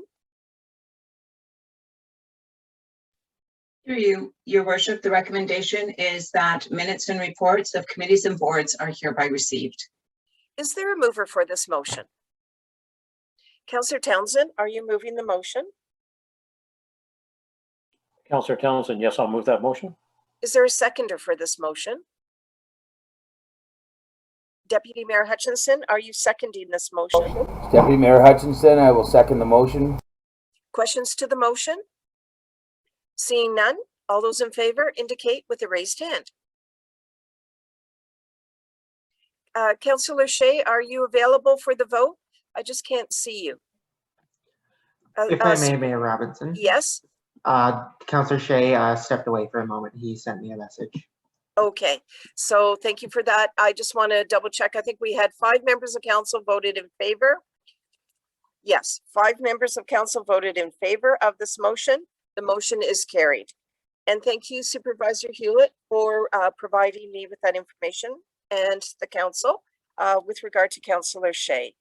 We are on item number 10. This is correspondence. 10.1, items requiring action. 10.1.1, Alex Ruff MP, 3 digital suicide prevention hotline. There is a recommendation before us. Before I ask Clerk Sharbeck to read it, Councillor Hutchinson, you have your hand up. Sorry, I didn't mean to go before it, but I just want to make a comment. I can How wait. about we get the motion on the floor and I'll come directly to you. Thank you. Clerk Sharbeck, would you mind reading the recommendation? Through you, Your Worship. The recommendation is, whereas the federal government has passed a motion to adopt 988, a national 3-digit suicide and crisis hotline, and whereas the ongoing COVID-19 pandemic has increased the demand for suicide prevention services by 200%, and whereas existing suicide prevention hotlines require the user to remember a 10-digit number and to go through directories or be placed on hold. And whereas in 2022, the United States will have in place a national 988 crisis hotline, and whereas the Municipality of West Grey recognizes that it is a significant and important initiative to ensure critical barriers are removed to those in crisis and seeking help. Now, therefore, be it resolved that the Municipality of West Grey endorses this 988 crisis line initiative, and that staff be directed to send a letter indicating such support to the local MP, MPP, Federal Minister of Health, the CRTC, and local area municipalities to indicate our support. Thank you. Is there a mover for this motion? And I would ask if you raise your hand because I see some electronic hands. Councillor Hutchinson, are you moving this motion? Yes, Councillor Hutchinson, I move the motion. Is there a seconder for this motion? Deputy Mayor Hutchinson, are you seconding this motion? Deputy Mayor Hutchinson, I will second the motion. Going back to Councillor Hutchinson, you have a comment or a question? So I'm in favor of this motion. I just wondered if, I was hoping that the police chief might have been on, but I don't see him on to speak to it, but maybe if there's any other staff would like to address it. Or the other thing I was going to suggest is that I would hope that our health group, which includes the police and our health society and so on, the group, I can't remember the official name of it, but I hope that they would be behind this to support it. And maybe they want to, jump on board sort of thing. So yeah, I'm not sure if any other staff or anyone would like to speak to it, but I think it's a great idea. Thank you. I'll go to Clerk Sharbeck for your inquiry, Councillor Hutchinson. Thank you. Through you, Worship. This was one of the correspondence items that went out to all members of council as well, and it was a request to have it on here. It is an important initiative. It is the federal government's initiative, so there's no work for us at the local level, but certainly our residents and the residents all across Grey Bruce, all across our country, will benefit from this 3-digit number. As you can imagine, remembering a 10-digit number or being placed on hold, that's just not the time when you're calling a crisis line for that. So we don't have a lot of say in how or when, but we will certainly benefit. And I think the federal government can move forward. What they're looking for is comments from across the country. Is this something that that Canadians support? So that's our role in it, really. Very good. Thank you, Clerk Sharbeck. Anything further, Councillor Hutchinson? No, not this time. Thank you. Okay, you're welcome. Councillor Townsend? Thank you, Madam Mayor. Again, I know we support the 988. We passed a resolution in the April 20th meeting to actually support another municipality who had actually suggested that a letter go out. So my first question is, did a letter go out in support of that? And my second question would be about the purpose of us writing that. We already know that we support it. Our public would have seen that. Is there a concern that without that, that the program will not go ahead? Do we know that? Clerk Sharbuck, to the correspondence and the impact questions. Sure, through you, Your Worship. The support of, I don't have it in mind just whose motion or whose resolution was supported in April, but I know that there was another municipality passed a resolution in support of the crisis hotline, and we provided support for their resolution. And that would have been sent out to whoever was listed, probably a similar group. So I'm not sure. The MP has sent this out again, asking for that support. If West Grey doesn't send a letter of support, I'm sure that's not going to cancel the program.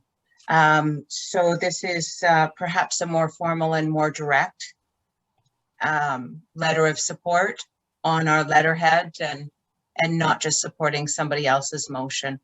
So that would be the only difference. But I agree, Councillor Townsend, that support had in a roundabout way already been provided. This is just a little bit more direct from us. Anything further, Councillor? Yeah, the other reason I raised it is I know that staff has advised us that it isn't a very simple 1-minute task if we ask you to do this. And recognizing you've already done something, I wanted to sort of make sure that we're not putting an unnecessary burden, number one, if you've already done it. And number two, I was still concerned that maybe there was some concern within the government that without the municipal support, that it may not go forward. And that concerned me, but right. I didn't get the answer to that one. So through you, Your Worship, I really didn't get the impression that it would hinder the project, but I can follow up with that, Councillor Townsend, and sending a letter or as noted in this resolution with a copy of our resolution is certainly not adding undue workload to my day. It would fall into our normal follow-up from the meeting, but I do appreciate I do appreciate your comment about workload very much. Thank you. Thank you, Madam Mayor. That was everything. Thank you as well. Anything further, members of council? To the motion at hand, all those in favor indicate with a raised hand.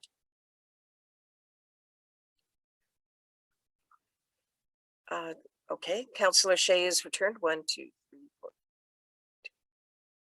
6 members of council have voted in favor of this motion. The motion has carried. We have 2 more items, and then I'm wondering if we would have a break after that. Okay, so let's just press on at this point to 10.2 items for information. 10.2.1 Susan Batten clean up roadside litter. Any comments? I do want to say, members of council, I will be preparing what's already been organized with staff, that a certificate will be presented to the youth, certainly at the appropriate time with regard to the COVID protocols. But I did want to share that with the members of council. Councillor Hamilton, you had your hand up. Oh, that's just excellent, Mayor Robinson. I was going to suggest we write a letter, but a certificate would be really, really appreciated. So thanks for organizing that already. Sure. And I just wanted to acknowledge Susan Batten's letter and just hearing her concern and frustration about littering, and not just littering, but also the drinking and driving littering that they're bumping up against in their neighborhood, which is completely unacceptable. So I hear her frustration, but I also clearly hear her pride for her son, who has been doing this for 2 years now and is so committed to cleaning up his neighborhood. It's too bad a child has to lead us and set the example for the adults who are doing the littering, but I'm very much appreciative of Ocean and all the work that he's doing to make our community better. And we can all work together to make our community healthy. And I just thought it was a good time to mention how West Grey has a neighborhood program where you can adopt a road.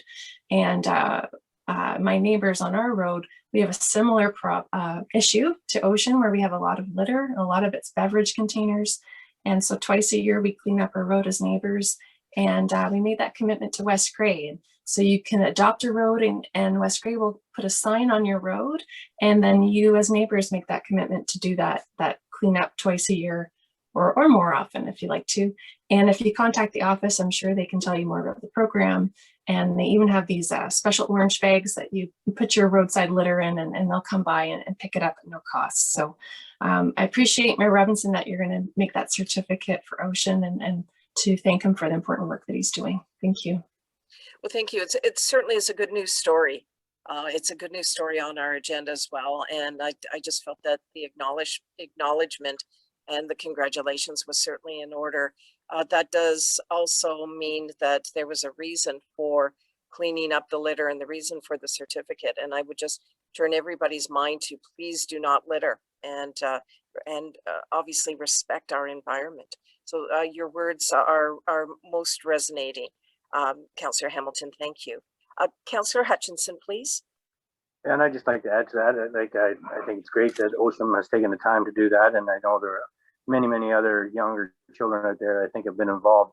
I just like to put a shout out to all of the residents in West Grey that have done cleanup in their communities, because I know there are many, and I wouldn't want to leave anyone out, because without them, then we'd be in a lot worse shape. So thank you to all those people that have reached out and taken the time to walk up and down the road and pick up garbage and promote a cleaner and healthier environment. So thank you. Thank you very much, Councillor Hutchinson. I am not seeing any other members of council with their hand up, so I am going to move on to item 10.2.2, and that is Township of Scugog, school bus stops on dead end roads. Is there anything on this, members of council? Councillor Hutchinson, your hand.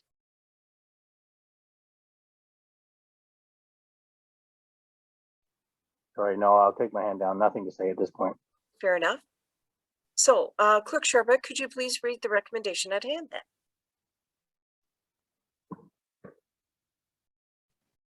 Through your worship, the recommendation is that correspondence items not otherwise dealt with are hereby received. Is there a mover for this motion? Okay, Councillor Hamilton, are you moving this motion? Yes, I'll move. Thank you. And is there a seconder for this motion? Thought I saw the deputy's hand up, but I'm not certain. Yes. Deputy Mayor, are you? Deputy Mayor Hutchinson, I will second the motion. Questions to the motion? All those in favor then indicate with a raised hand. 6 members of council have voted in favor of this motion. This motion is carried. Okay, before we go on to the staff reports, I'm wondering if you would all like a break. How about we come back at 10 to 8? Would that suit? Okay, thank you. I will see you all at 10 to 8. Thank you. Please turn your mic and video off.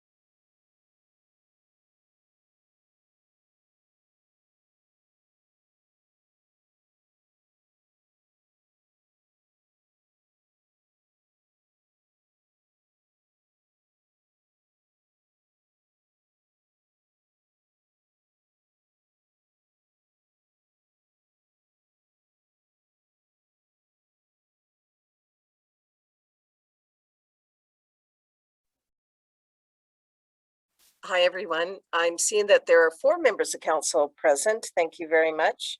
I'm looking for Councillor Hutchinson and Councillor Townsend. Oh, very good. Councillor Townsend. While we're waiting for Councillor Hutchinson, Clerk Sharbeck, do you have all the staff you require for us to begin? Yes, I think we're all ready. Thank you. Well, we do have a quorum, but I'm just double checking. Is Councillor Hutchinson even on the our list of being in attendance? Supervisor Hewlett? If I may, Mayor Robinson, Councillor Hutchinson, he left the meeting during the break, so it'll just take a moment for him to get reconnected. Okay, thank you. So we can wait a moment and then we will continue on. I see an indication that he is logging on now.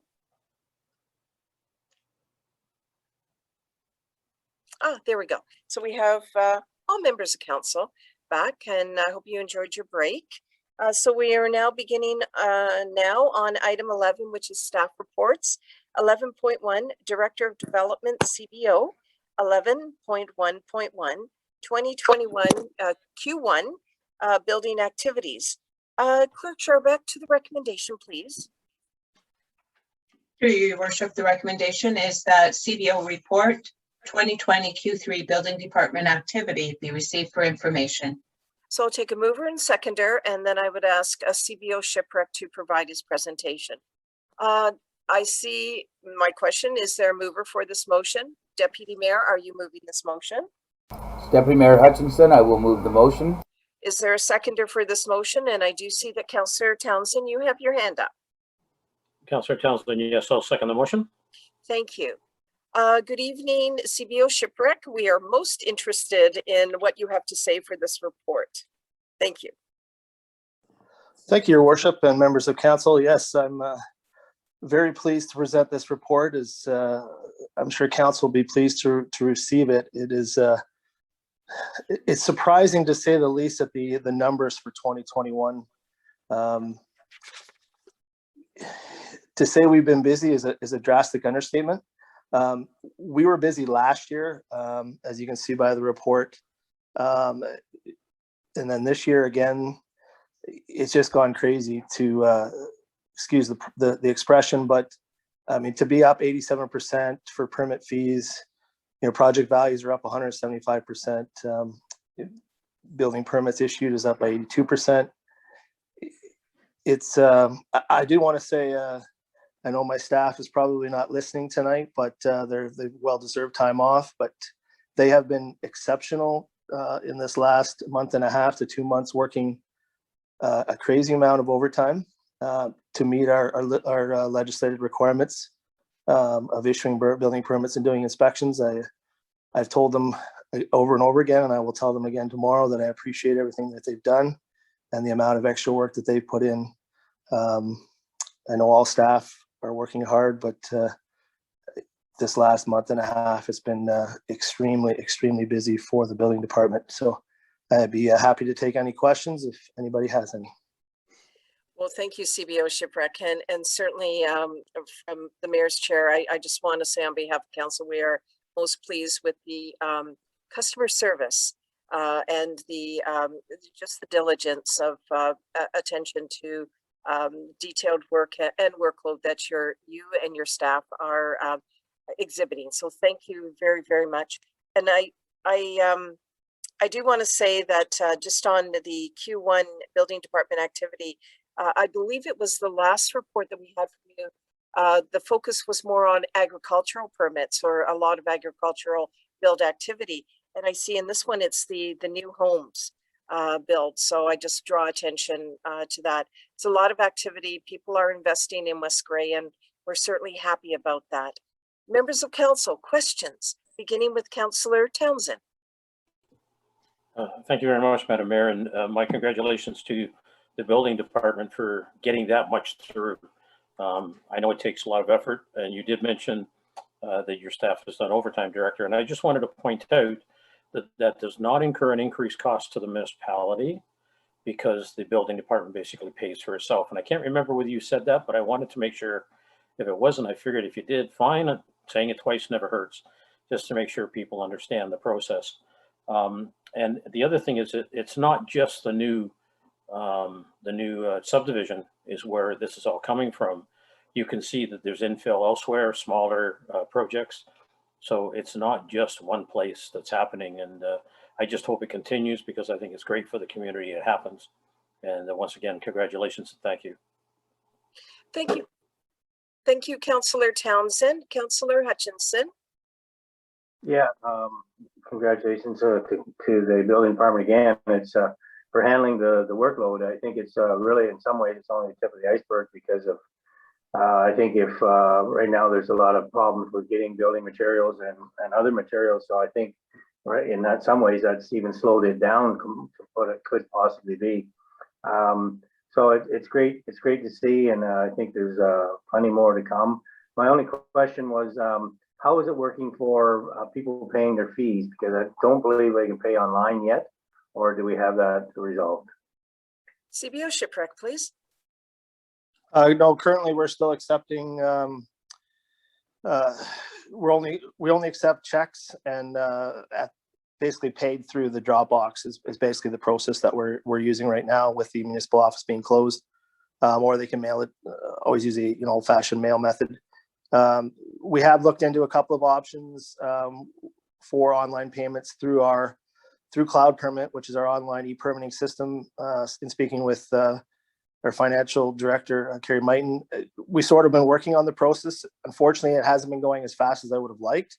Ideally, it would have been completed through this, through the COVID shutdown, but unfortunately that didn't happen.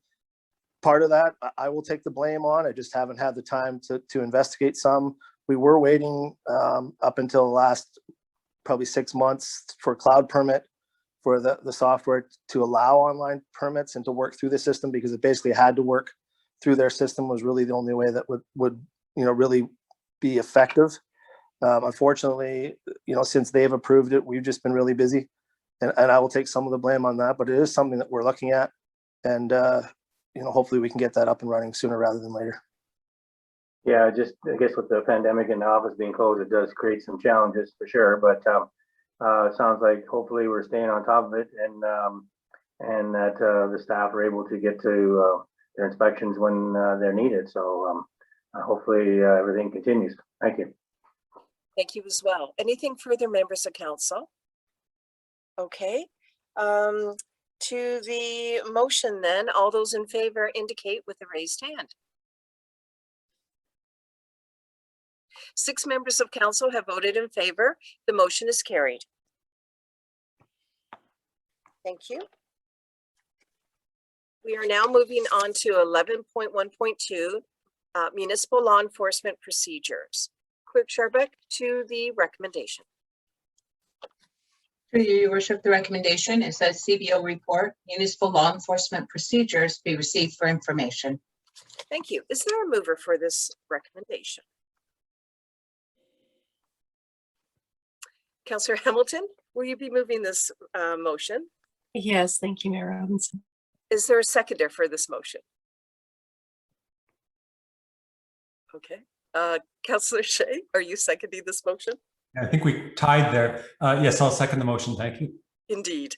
And to CBO Shipwreck, do you have a presentation on this? Yes, thank you, Your Worship. I prepared a fairly detailed report on the process that the municipal law enforcement officer, Ms. Watson, sort of working with her. This is sort of the process we follow on all of our complaints. As council is aware, we do act and work on a complaint basis. We are requiring complainants to provide in writing with a name and signature all their complaints, and then we follow the procedures after that complaint is received. Records are kept, etc. I won't go through the whole process, but really the process from the time we receive the complaint till the time we go to we start that legal action is fairly straightforward.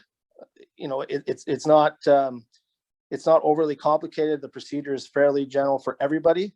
After we get to the court process, that's really when things, can drastically change depending on the situation.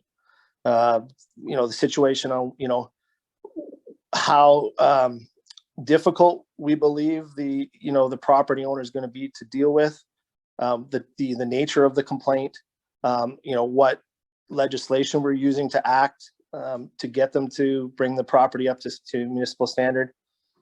So that can change drastically, like I said, depending on the situation. But really, our ideal goal is to not get to that point. As stated in the report, our objective is to gain compliance.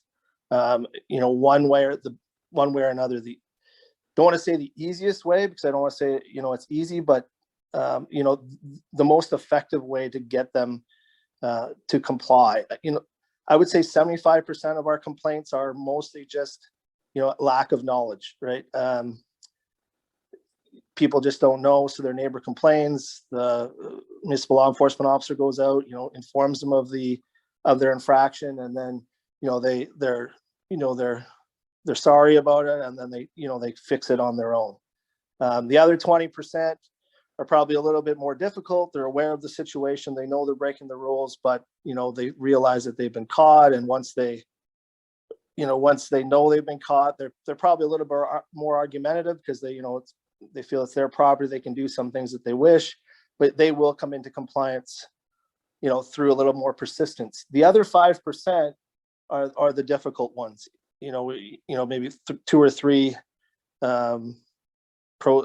complaints a year, where we have to go to the court process. And the difficulty with the court process is,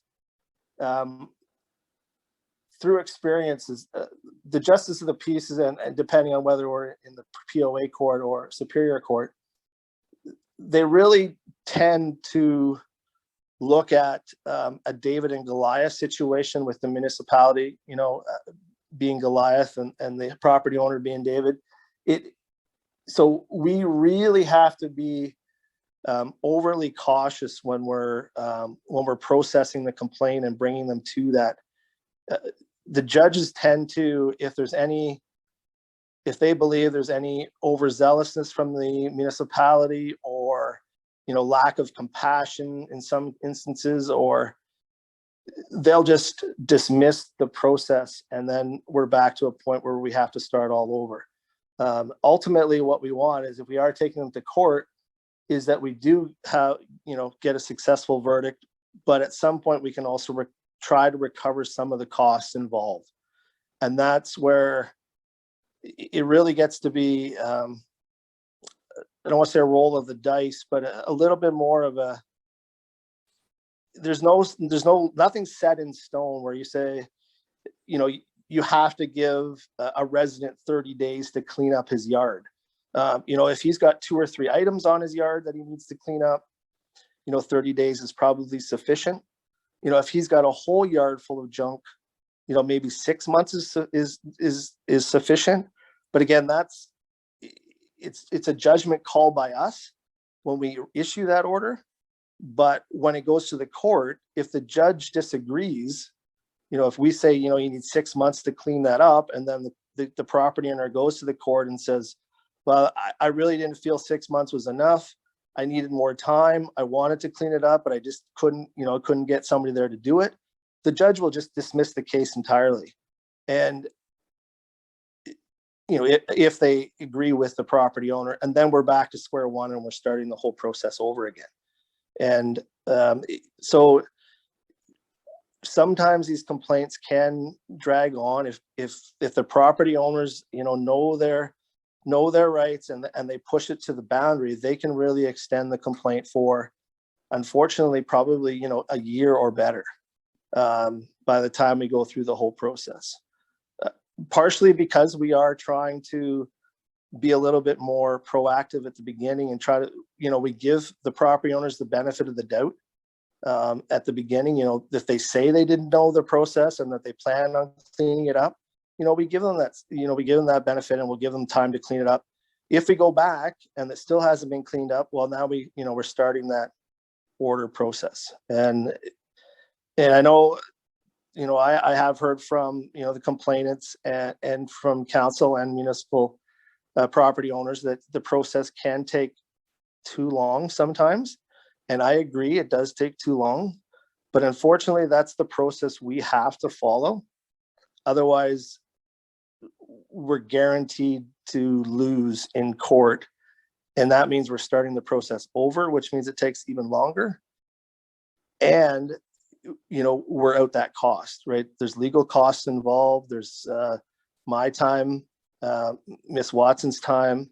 It gets to be expensive when we really take it, which I fully, you know, I know the counselors and staff understand that we have to pay that. And I believe we, you know, that's a requirement, but we don't want to go overboard either. So, you know, we're cautious in our approach, and sometimes that takes longer than, you know, some people expect. But unfortunately, that's just the situation that it is with the court system.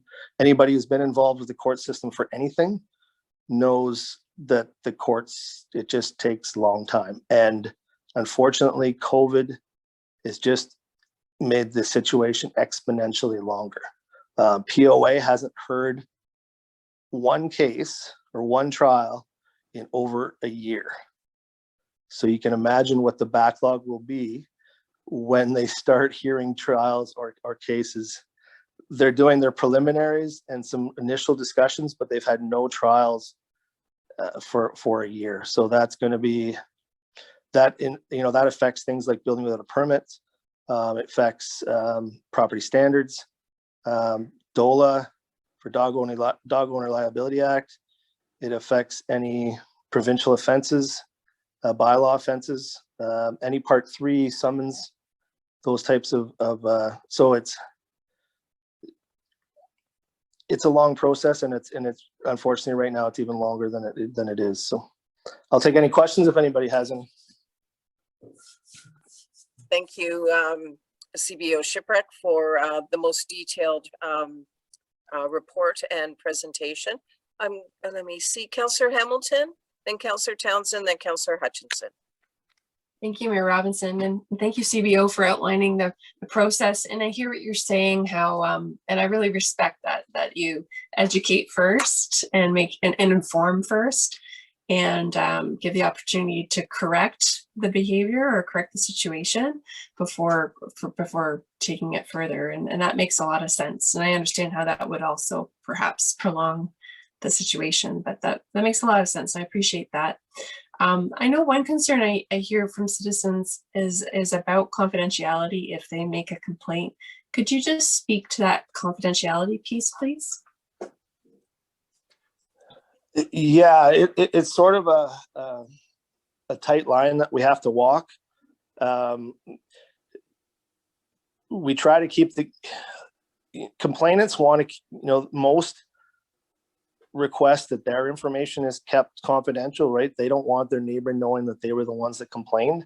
And we do tell people that, we will keep their information as confidential as possible, but we do inform them if it is required to go to court, they can request that copy of that letter with their signature on it. But we keep it confidential as much as we can, but it also works the other way. We inform the complainant that, we are working towards a resolution. When we receive a complaint, they receive a letter back stating that their complaint has been received. If they request any information after that, we will tell them that there is an ongoing investigation and that the file has been closed and why it's been closed. If you tell somebody that there is an ongoing investigation, that clearly indicates that there's something wrong, right? That there's some type of infraction on the property. If there wasn't, we would tell them the file was closed. So any more than that is really, I'm not sure that, we should or can provide any more detail than that, because really the only information on that is what process, how far we are in the process, whether we've issued an order or not, whether they've agreed to clean it up or not, or whether, I believe, as long as the complainant understands that, we know that there's an infraction, we're working towards a resolution. That's really all we can tell them. Okay. Thank you for that. I appreciate that. And just wondering, so we operate on a complaint basis. Are there other models of enforcing bylaw, and has West Grey considered another way of doing bylaw enforcement? Oh, yes, for sure. There's every type of model you can imagine. We can pick and choose the bylaws we want to actively enforce. Okay. Let's say, council or staff decide that we want to enforce the trailer bylaw. So that means every time we're driving around the municipality and we see somebody with a trailer on their property that would be deemed to be illegal, we can actively enforce that. But that means we actively enforce it against everybody. We don't pick and choose and say, well, in Normanby, we're going to only look for trailers, or, in West, in Bentnick, we're only going to look for garbage. If we decide to actively enforce something, we have to actively enforce it against the entire municipality. Like, we can't just say, well, we don't like the trailers in Durham, so we're going to try to clean up all the trailers in Durham, right? Because then the defendants, when they go to court, they can say, well, why are you enforcing it against me and not against X, Y, and Z? And, if it's early in the process, and we say, well, we are actively enforcing X, Y, and Z, we're just, we're starting with you, and we can honestly say that in court, then that's okay. But we can't go to court and say, well, we're only enforcing the ones on the main street in Durham, for example, right? Because then that's just not fair to those ratepayers or those property owners. And that's where judges and justice of the peace tend to look down on stuff like that. And, they may or may not dismiss it. So again, if we actively enforce, we can choose to actively enforce all of our bylaws or go on a complaint only basis.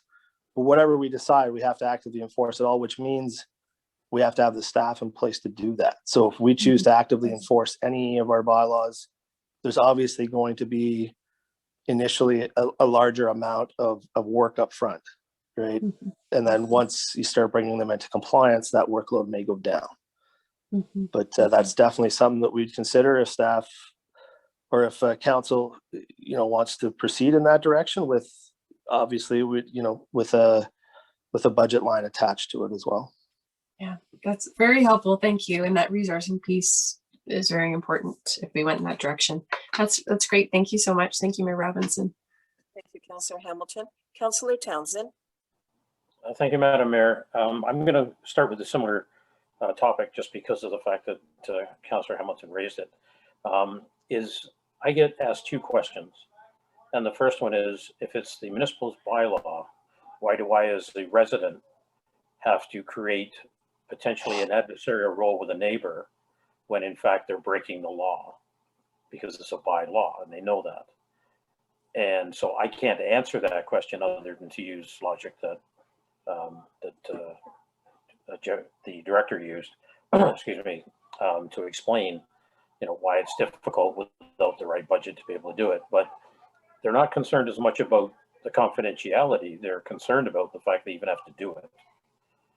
And then, the second question I get asked is, if we're supposed to be enforcing it, in an equal kind of way, it's only those that get complaints. You can argue that's the process. So if someone steps up, you're going to do it. But it means if one person has a problem they're being dealt with, another person, even beside them, if no one complains, it's not being addressed. So I'm curious as to how you would respond to them,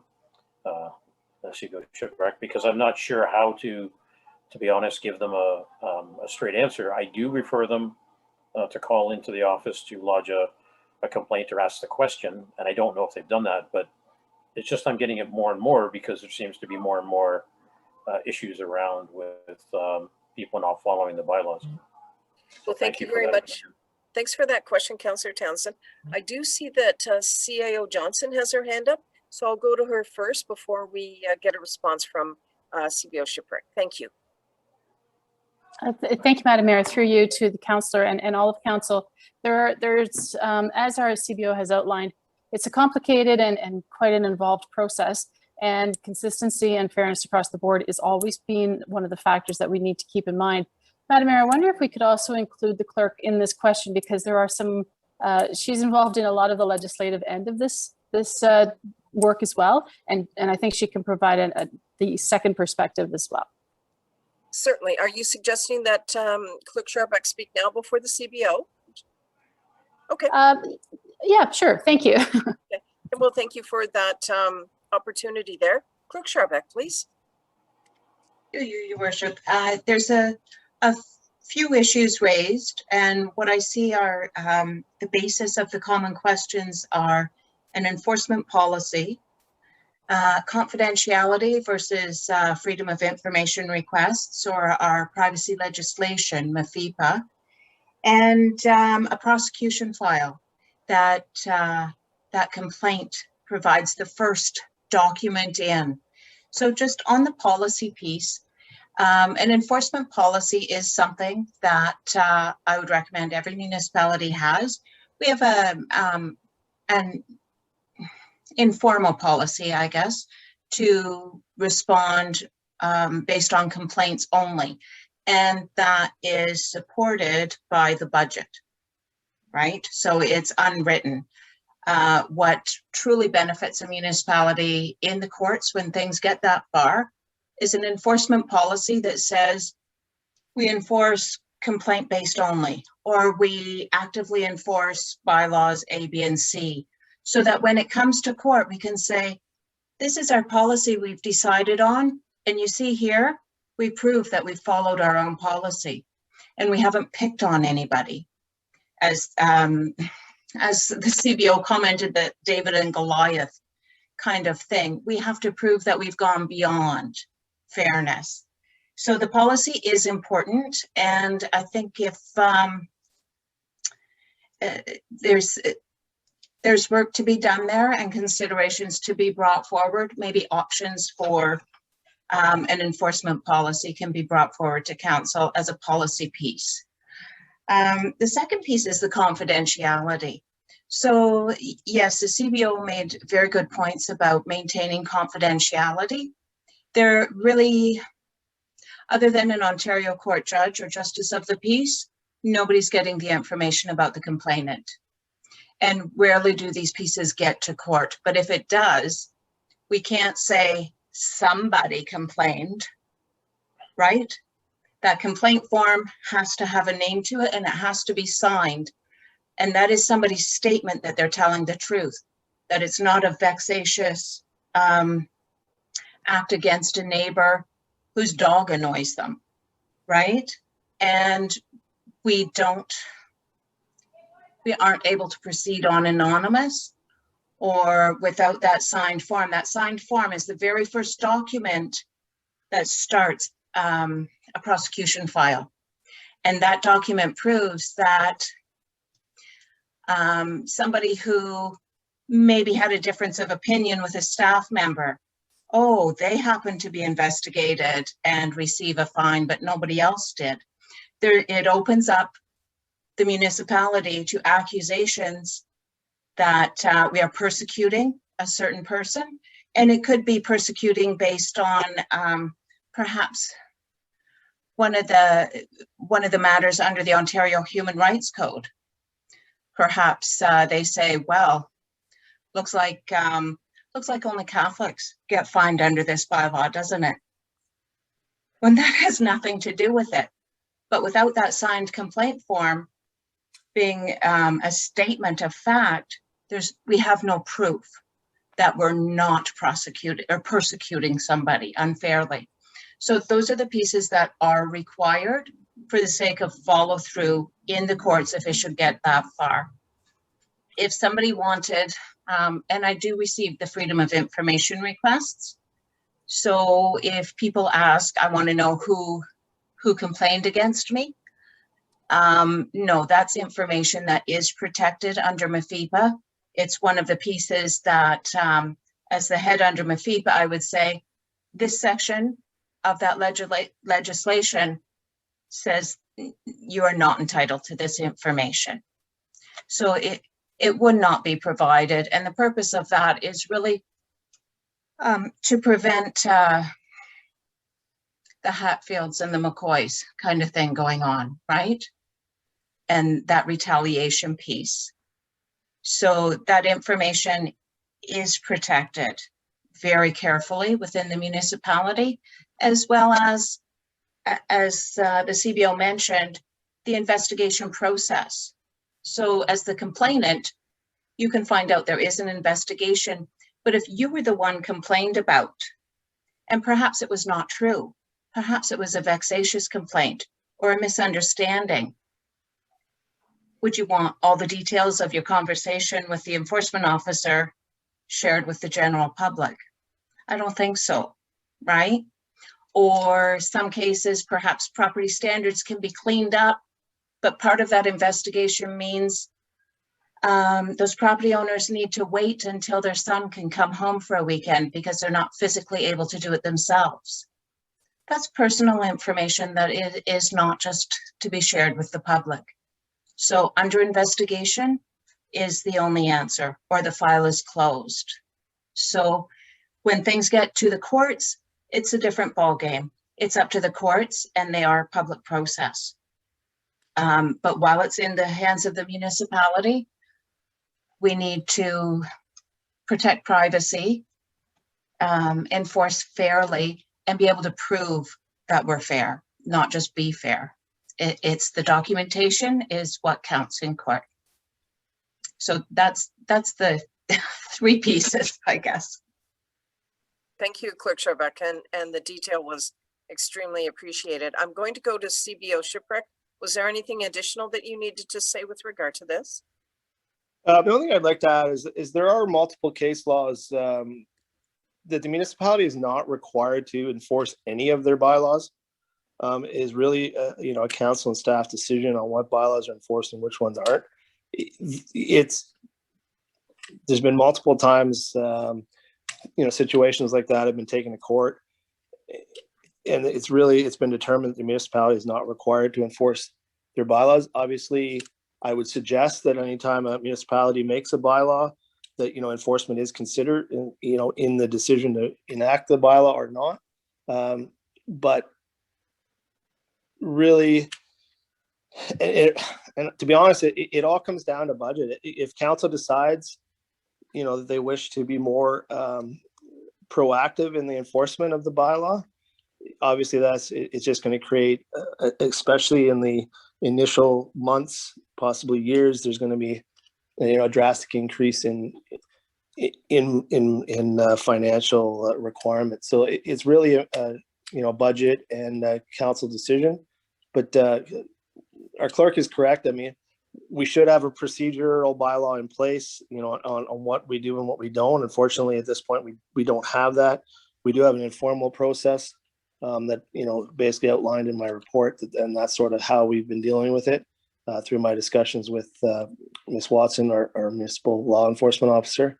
And, we sort of follow that process every time. It is informal, and we should definitely need to make it more formal. And I guess at some point that would come to council in the future. And at that time, I guess, council can review it in further detail and decide, if they want to make any changes or not. Thank you. Councillor Townsend, anything further? Yes, I just have one other comment, and that is we've talked around this a few times, but never really dealt with it, which is why I thought this was an opportune time to raise it. So I'll have a conversation with our CAO and see if there's a time we can pick that would be a vacancy on the agenda, if you will, rather than trying to squeeze it in, but do it before the budget so that, council could have that discussion and hopefully it would be followed up by a policy. So I'm not going to put a notice, a motion or anything through later in the agenda. I would just like to have that discussion first and make sure that we can accommodate the timing of the request. And it's not urgent, I don't believe at this point, but I just thought I would share some of the experience I had as well. So those are really the 2 points of putting it forward. So thank you. Thank you. Clerk Sharbeck, is there an opportunity where we could look at having this back on the agenda? Through you, your worship. Yes, I think if we want to come up with an enforcement policy, then it does need to come back on the agenda, and perhaps the CBO and I can collaborate on a report to bring forward with proposed enforcement policy provisions for discussion at a future meeting. I know that building season is not the easiest time for him to do that, and we are trying to catch up with some reports and get some empty seats filled. So it's certainly a conversation, as Councillor Townsend suggested, with the CAO to figure out timelines and workload.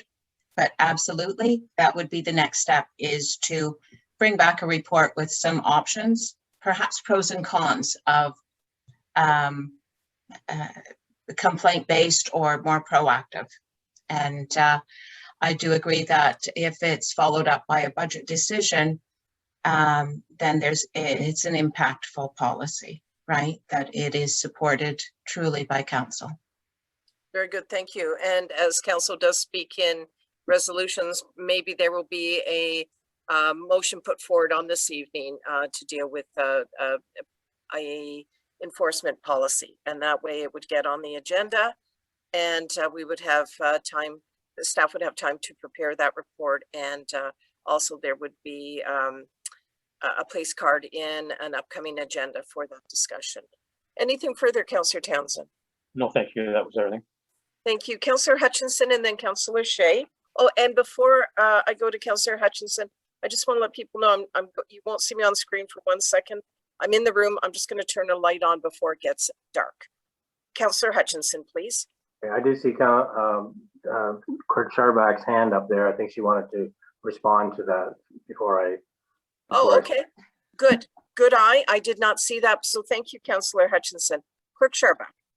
Through you, your worship. Thank you, Councillor Hutchinson. I just wanted to note that I think this enforcement policy may be on our report pending list. So if it's not, it can certainly be a notice of motion at a future meeting. But if we could just check that first, it may not be necessary. I'm thinking it may be on there already. Thank you. So would that communication be out to council so we would have that awareness? Yes.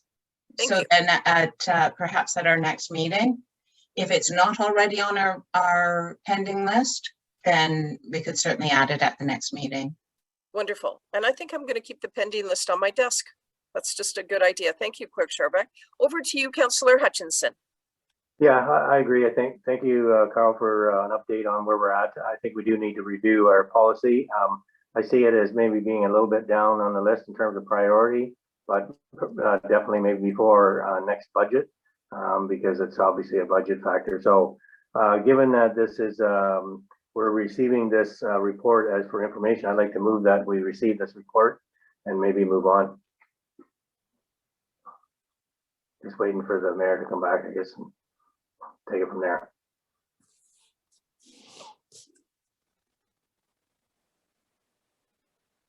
So, Mayor, I'm moving that we receive the report at this time and to move on. Okay, well, I can tell you that we do have a mover and seconder already for this. Fine. It's moved by Councillor Hamilton, seconded by Councillor Shea. We do have Councillor Shea that has his hand up. However, if you are looking at, I'd have to look in the procedural bylaw, but if you're looking at calling the question right now, that'll take a mover and a seconder and a vote on that. No, I'll let Councillor Shea go ahead. Yep. Thank you. So nothing further from you, Councillor, then? Oh. Councillor Shea, then, please. Yes, I'm in accordance with most of what has been said. Just to add two things. If we're going to do a review of the policy, I think we also need to have an inventory of what the affected bylaws are. I believe that like municipal parking is a bylaw that is enforced not on a complaints basis. So it's not that we're necessarily going to have one policy that's going to affect all of our bylaws. We might say that the trailer bylaw is enforced aggressively, and maybe the property standards is enforced on a complaints only basis. But I do think we need to have that discussion with all of the bylaws in front of us. And the second point I'll make is that we have heard several times from the police chief that if the budget, the police budget was reduced, he would no longer be able to participate in enforcement, bylaw enforcement. His budget wasn't reduced. So I think that we can look to the police to be the bylaw enforcement agency or agents for the municipality. It doesn't necessarily have to be an additional budget item. But I look forward to having further discussion on this in the future. Thank you. Thank you. Anything further? First, staff, is there any comment on anything? All right. So any further comments from members of council? Clerk Sharbuck, could you please read the motion at hand? It's been a little bit of a discussion, so I just want to remind everybody of what we are voting on. Through you, your worship, the motion moved by Councillor Hamilton and seconded by Councillor Shea is that CBO report, municipal law enforcement procedures be received for information. Questions? All those in favor then indicate with a raised hand. 6 members of council have voted in favor of this motion. The motion is carried. Moving on to 11.2, Manager of Planning and Development. 11.2.1, Municipality of West Grey Community Improvement Plan 2021, Application Update. Clerk Sharbuck to the recommendation. Through your worship, the recommendation is that council receive the report, Community Improvement Plan 2021, Application Update for information. Is there a mover for this motion? Deputy Mayor, are you moving the motion? This is Deputy Mayor Hutchinson. I will move the motion. Is there a seconder for this motion? Councillor Shea, are you seconding this motion? I'll second this motion. This is great. Now we'll move on to Planner Spencer. Do you have a presentation? Thank you. And through you, your worship, I think the report is there and it speaks for itself. What I would like to say is that since the report was published, we've had 5 more applications for the CIP. At this point in time, most of them are under construction, one of which is complete. So it's our first one, which is the bookstore in Durham. I know there's probably some wondering about where these locations are. I will say the majority of them are in Durham and Neustadt, and part of that can be provided to council. I just was not comfortable with providing that in a public setting, but I can do so if that's the wish of council. From the $120,000 that was allocated for the program, we are at about $68,000 at this point. That's still remaining for individuals to grab. So we're looking forward to continuing, and the calls are constant and coming in. So it's just a matter of understanding process. One being that they cannot commence the work before they actually receive an agreement that is signed, and understanding what they will get and be allocated from the funds that have been allocated by council. The second being that those funds have to be registered in one of the streams, and you can only register for 2 streams at a time within a 12-month period. However, if successful, as I understand the intent of council, that this will continue next year. And from there, what will happen will be that people will, even if they took advantage of the program this year, will be able to do so next year. I've had lots of successful intakes. Only one person that had commenced the work prior to being approved.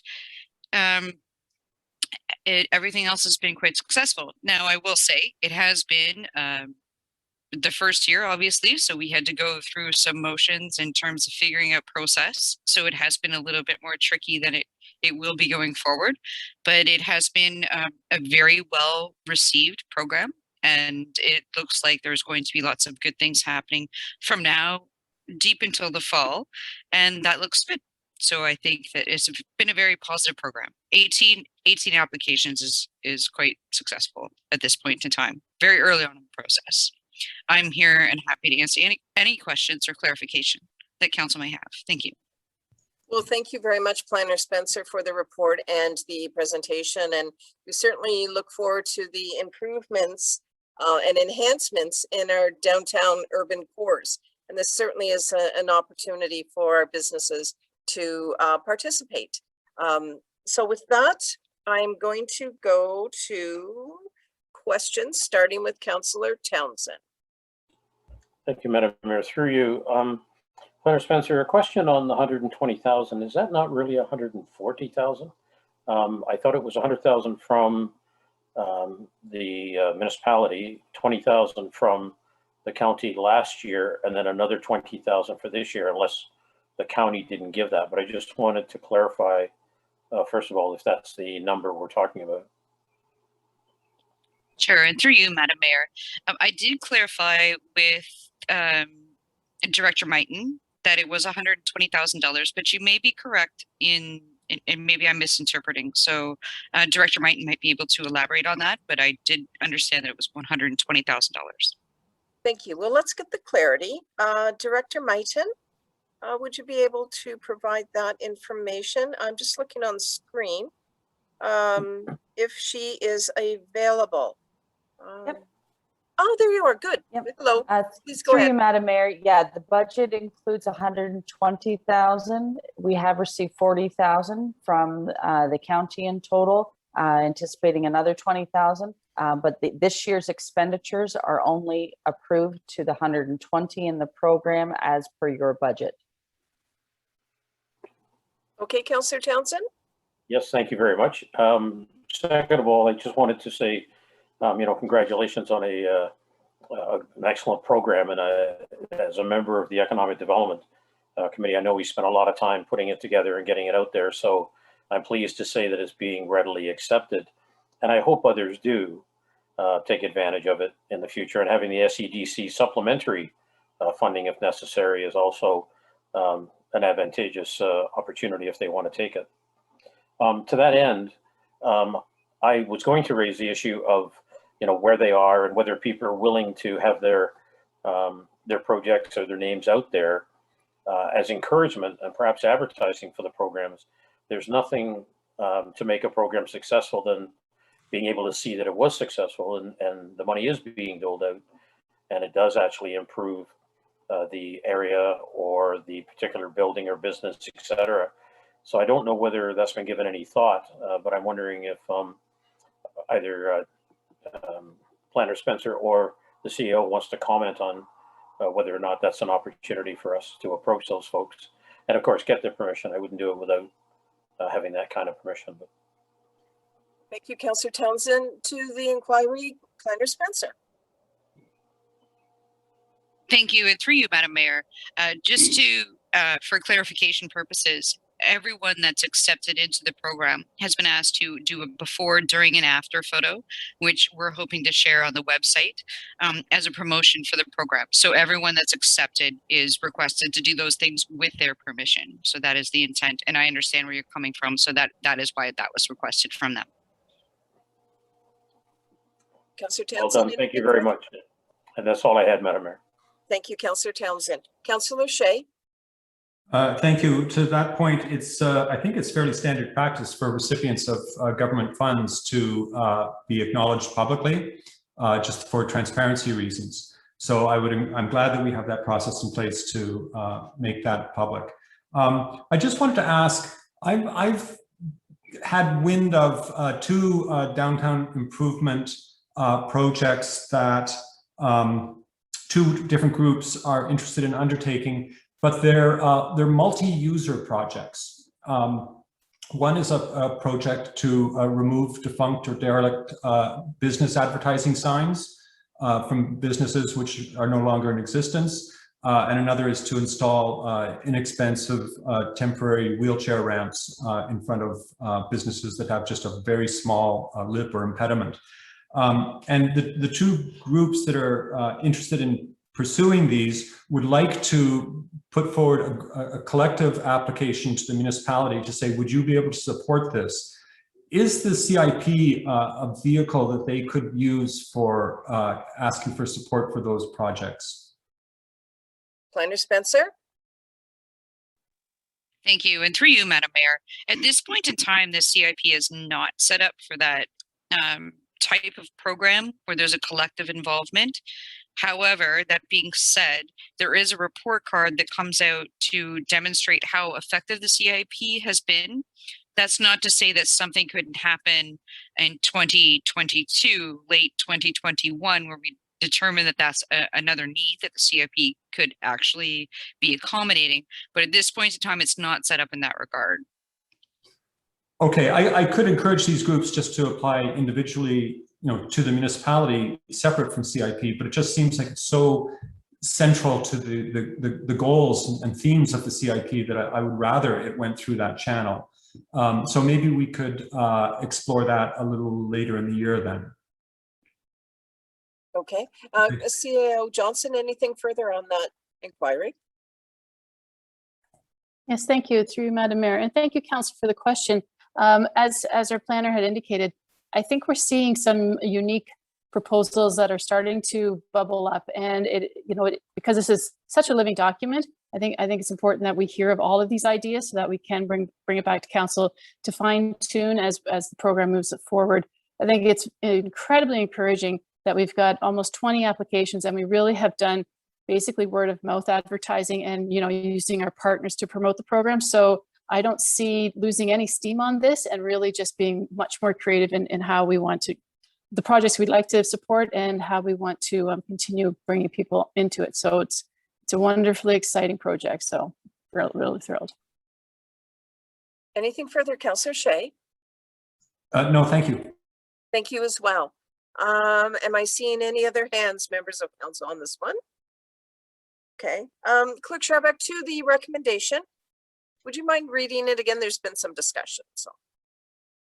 To you, Your Worship, the recommendation is that council receive the report, Community Improvement Plan 2021 application update for information. Questions on the motion? Seeing none, all those in favor, please indicate with the raised hand.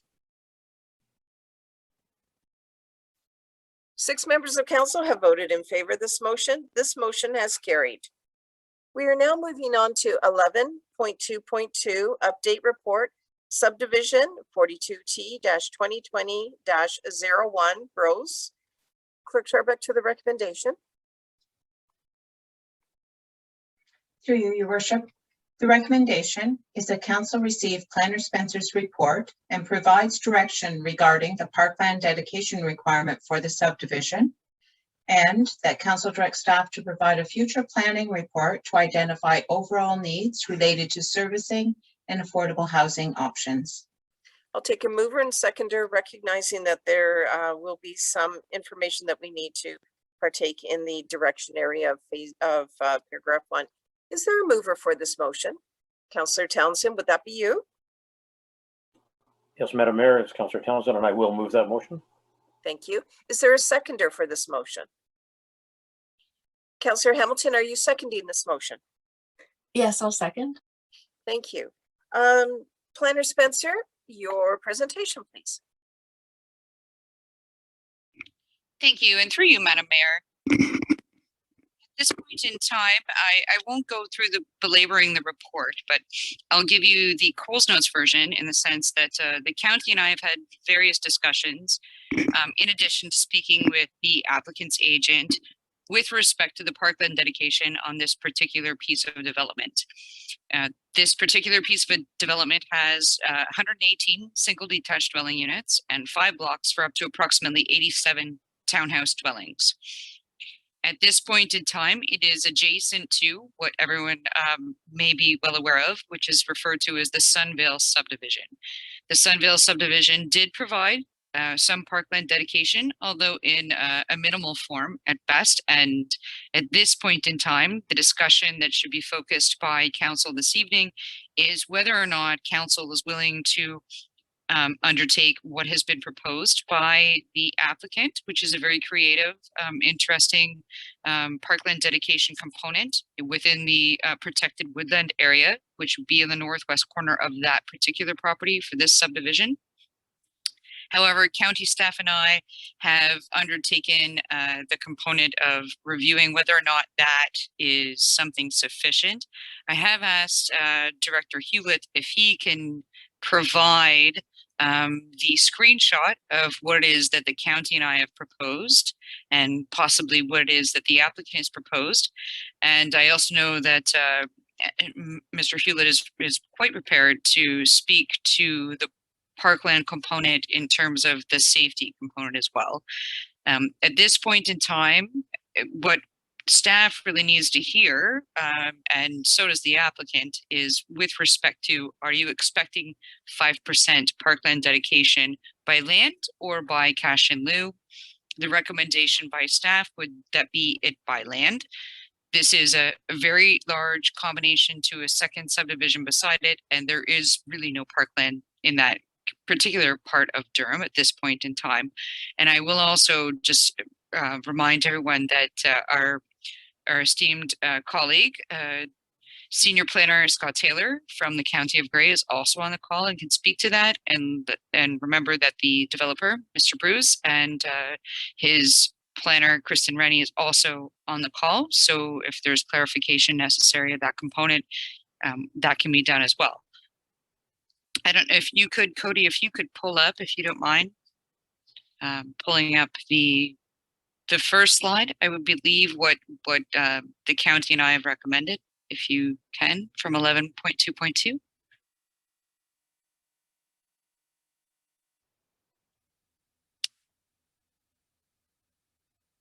So if you can flip it to the next one, if you don't mind. Next slide, please. Thank you. So this is what the county planner and myself have put together in terms of what would be more preferred. And in conversations going forward, we have confirmed that the green area that's been highlighted on the plan is the more preferred component.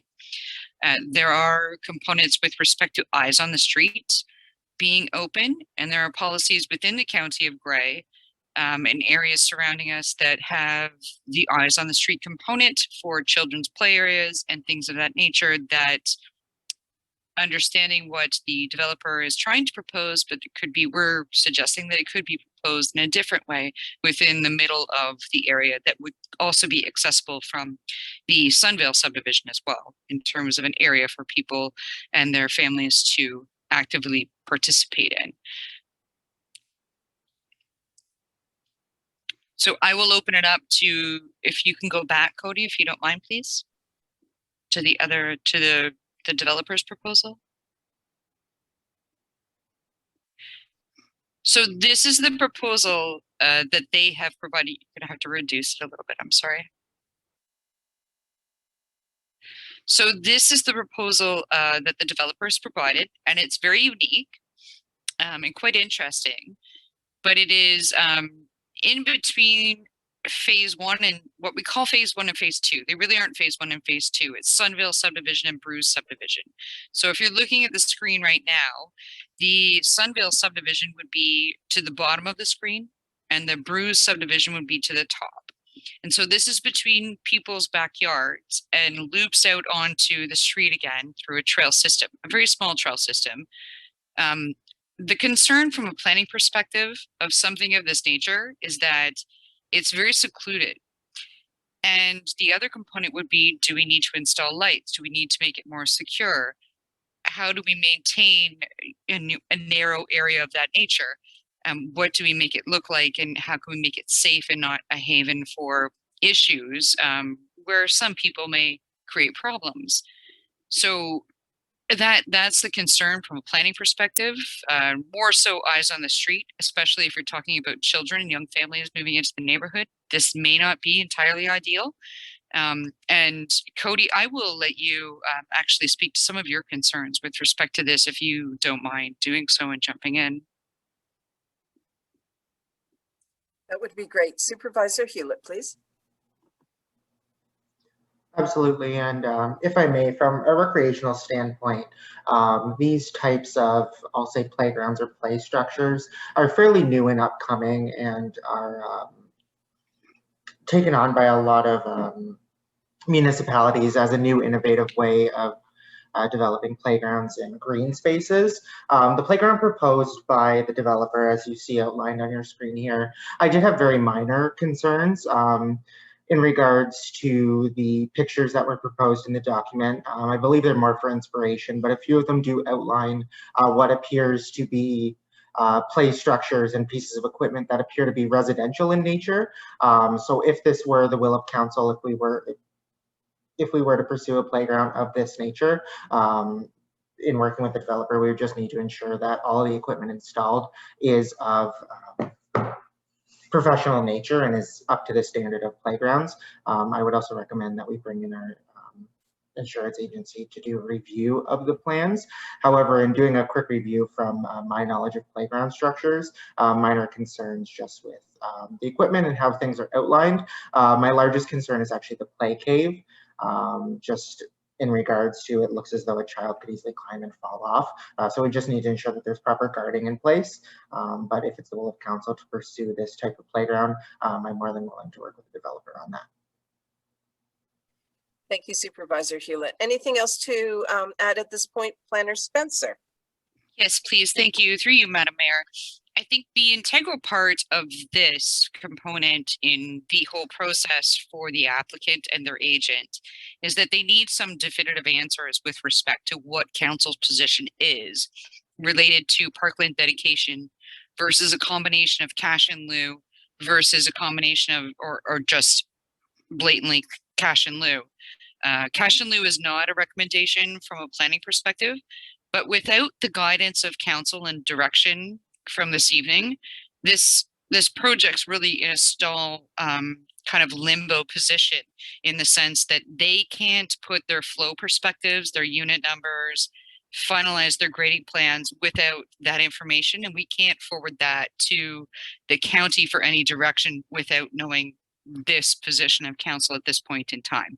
So my hope is that council can make a position at this point that, with my recommendation, that we try to get as close to 5% parkland dedication as we can, which would be the green highlighted number that was previously shown on the other slide, that we can have some direction for the applicant and their agent, that they can move forward. And they'll have to do addendums to their reports in a small manner, but obviously without knowing this information, they can't move forward. And the municipality can't give them direction without making this decision. Thank you. Planner Spencer, I think at this point, I will go to the senior planner of Grey County, Scott Taylor. Scott, do you have anything you wish to add? Sure. Thank you, Mayor Robinson and members of council, for allowing me to chat with you this evening. And I think Laura Lee and Cody did an excellent job on outlining the issue. I will note the county's position here is a strange one to be in, because at the end of the day, it's not our development, and the developer in this case has been wonderful to work with so far. And so in making recommendations on my behalf, it's not me that's potentially looking at losing units from my development, my pro forma. And similarly, it's not the county that will end up owning and maintaining this park. However, from a pure planning perspective, it's my recommendation that a development of this size does need some usable park space. And as Ms. Spencer has outlined, she and we are seeking direction from council tonight on what your vision for that park space would be for this community. In discussions with past councils across the county, there's always that line that they try to find, whereby what's enough park space versus what might be too much in terms of becoming burdensome to maintain. But I think in this case, there's real benefit to having active usable park space in the center of the development, just because it has closer proximity to all the new residents versus something more in the northwest corner. That said, the other option council has is to consider a combination. And as Laura Lee has mentioned, if we're trying to get to that 5%, maybe there's a combination of a trail system in the northwest corner, similar to what the developers proposed, but maybe without some of the play structures. And then maybe you have the play structures or other parkland in the center. But again, there's various options we can explore. But I'd love to hear what council's direction on this one is. thank you very much, Planner Taylor. I wonder if we could have the gallery view so that I can see if there are any questions of members of council. Yes, beginning with Councillor Hutchinson.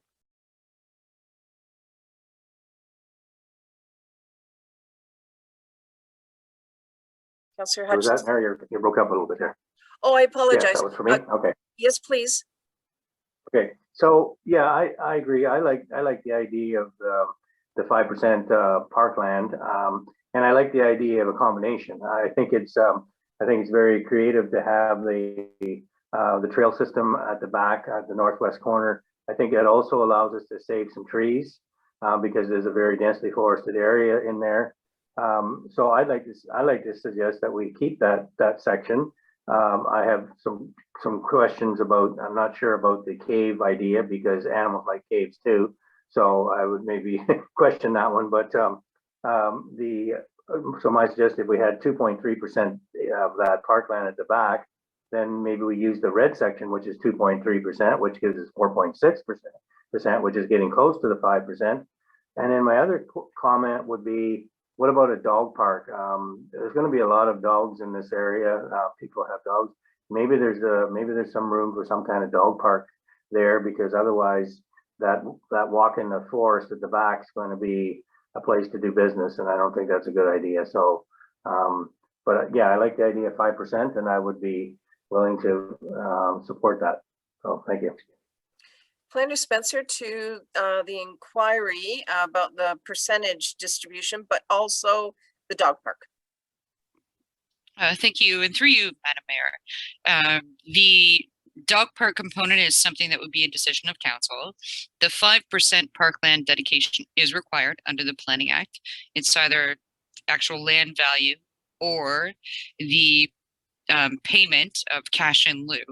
So at this point, if we were looking at 4.6%, they would have to provide the other 0.4% to get the 5, which is fine.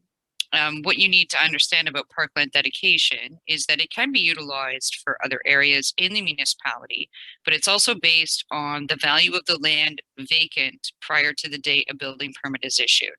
So for example, if the property was valued at $289,000, 5% in totality would be $12,000. So it's not a lot of money, but it is going toward a fund. And every time a lot is created, there's $500 for every new lot created outside of a plan of subdivision component that goes toward a fund that is supporting and actively assisting with the restoration, maintenance, all of those things that are related to the parkland component of the municipality. So in this case, I think it would be warranted based on the number of homes to take parkland dedication by virtual land as much as you can to establish a community component versus just putting as many homes as you can. And I think the important thing to remember again is that we do have the developer and their agent on the line if they'd like to speak to it and what their thoughts are about what they were trying to achieve. And I think it would be appropriate if it's so granted by the mayor to do so at this time. I think that might be something that we could do and entertain. Thank you. Well, thank you. And thank you for the suggestion. And I think the timing is absolutely right. We do have the applicant online here as well as the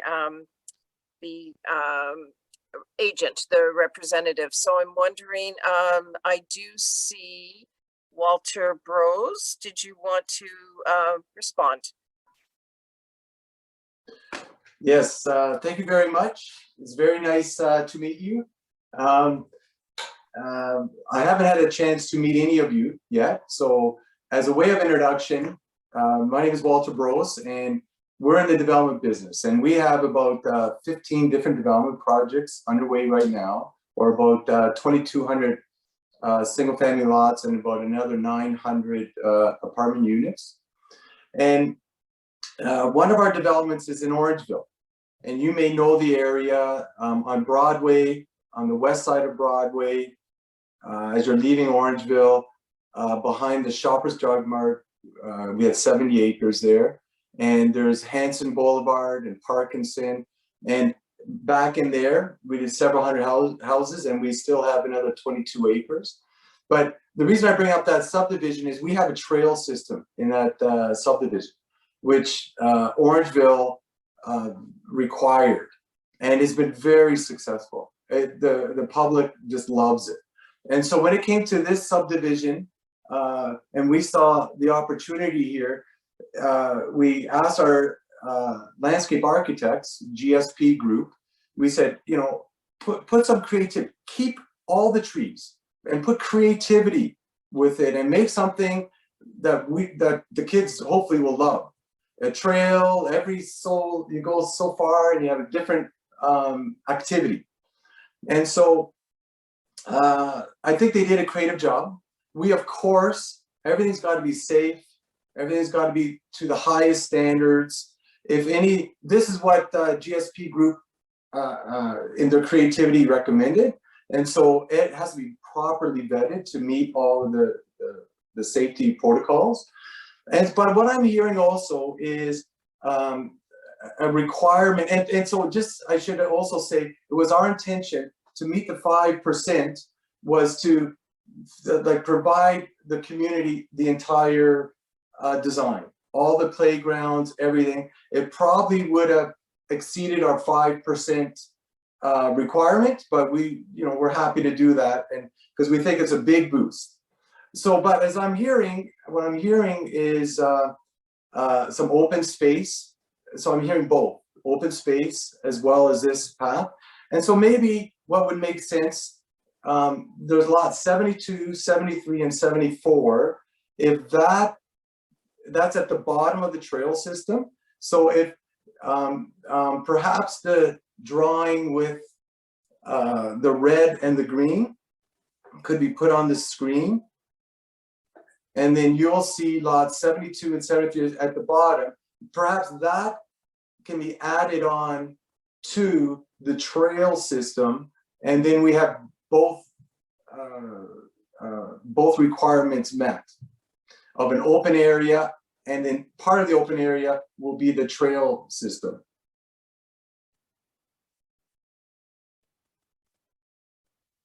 Thank you. I was just trying to get my microphone engaged here. Is there an opportunity through Supervisor Hewlett to put up the screen that has the mapping that references the lots? Yes, if it is your wish, Mayor Robinson, I can share that. Yes, please.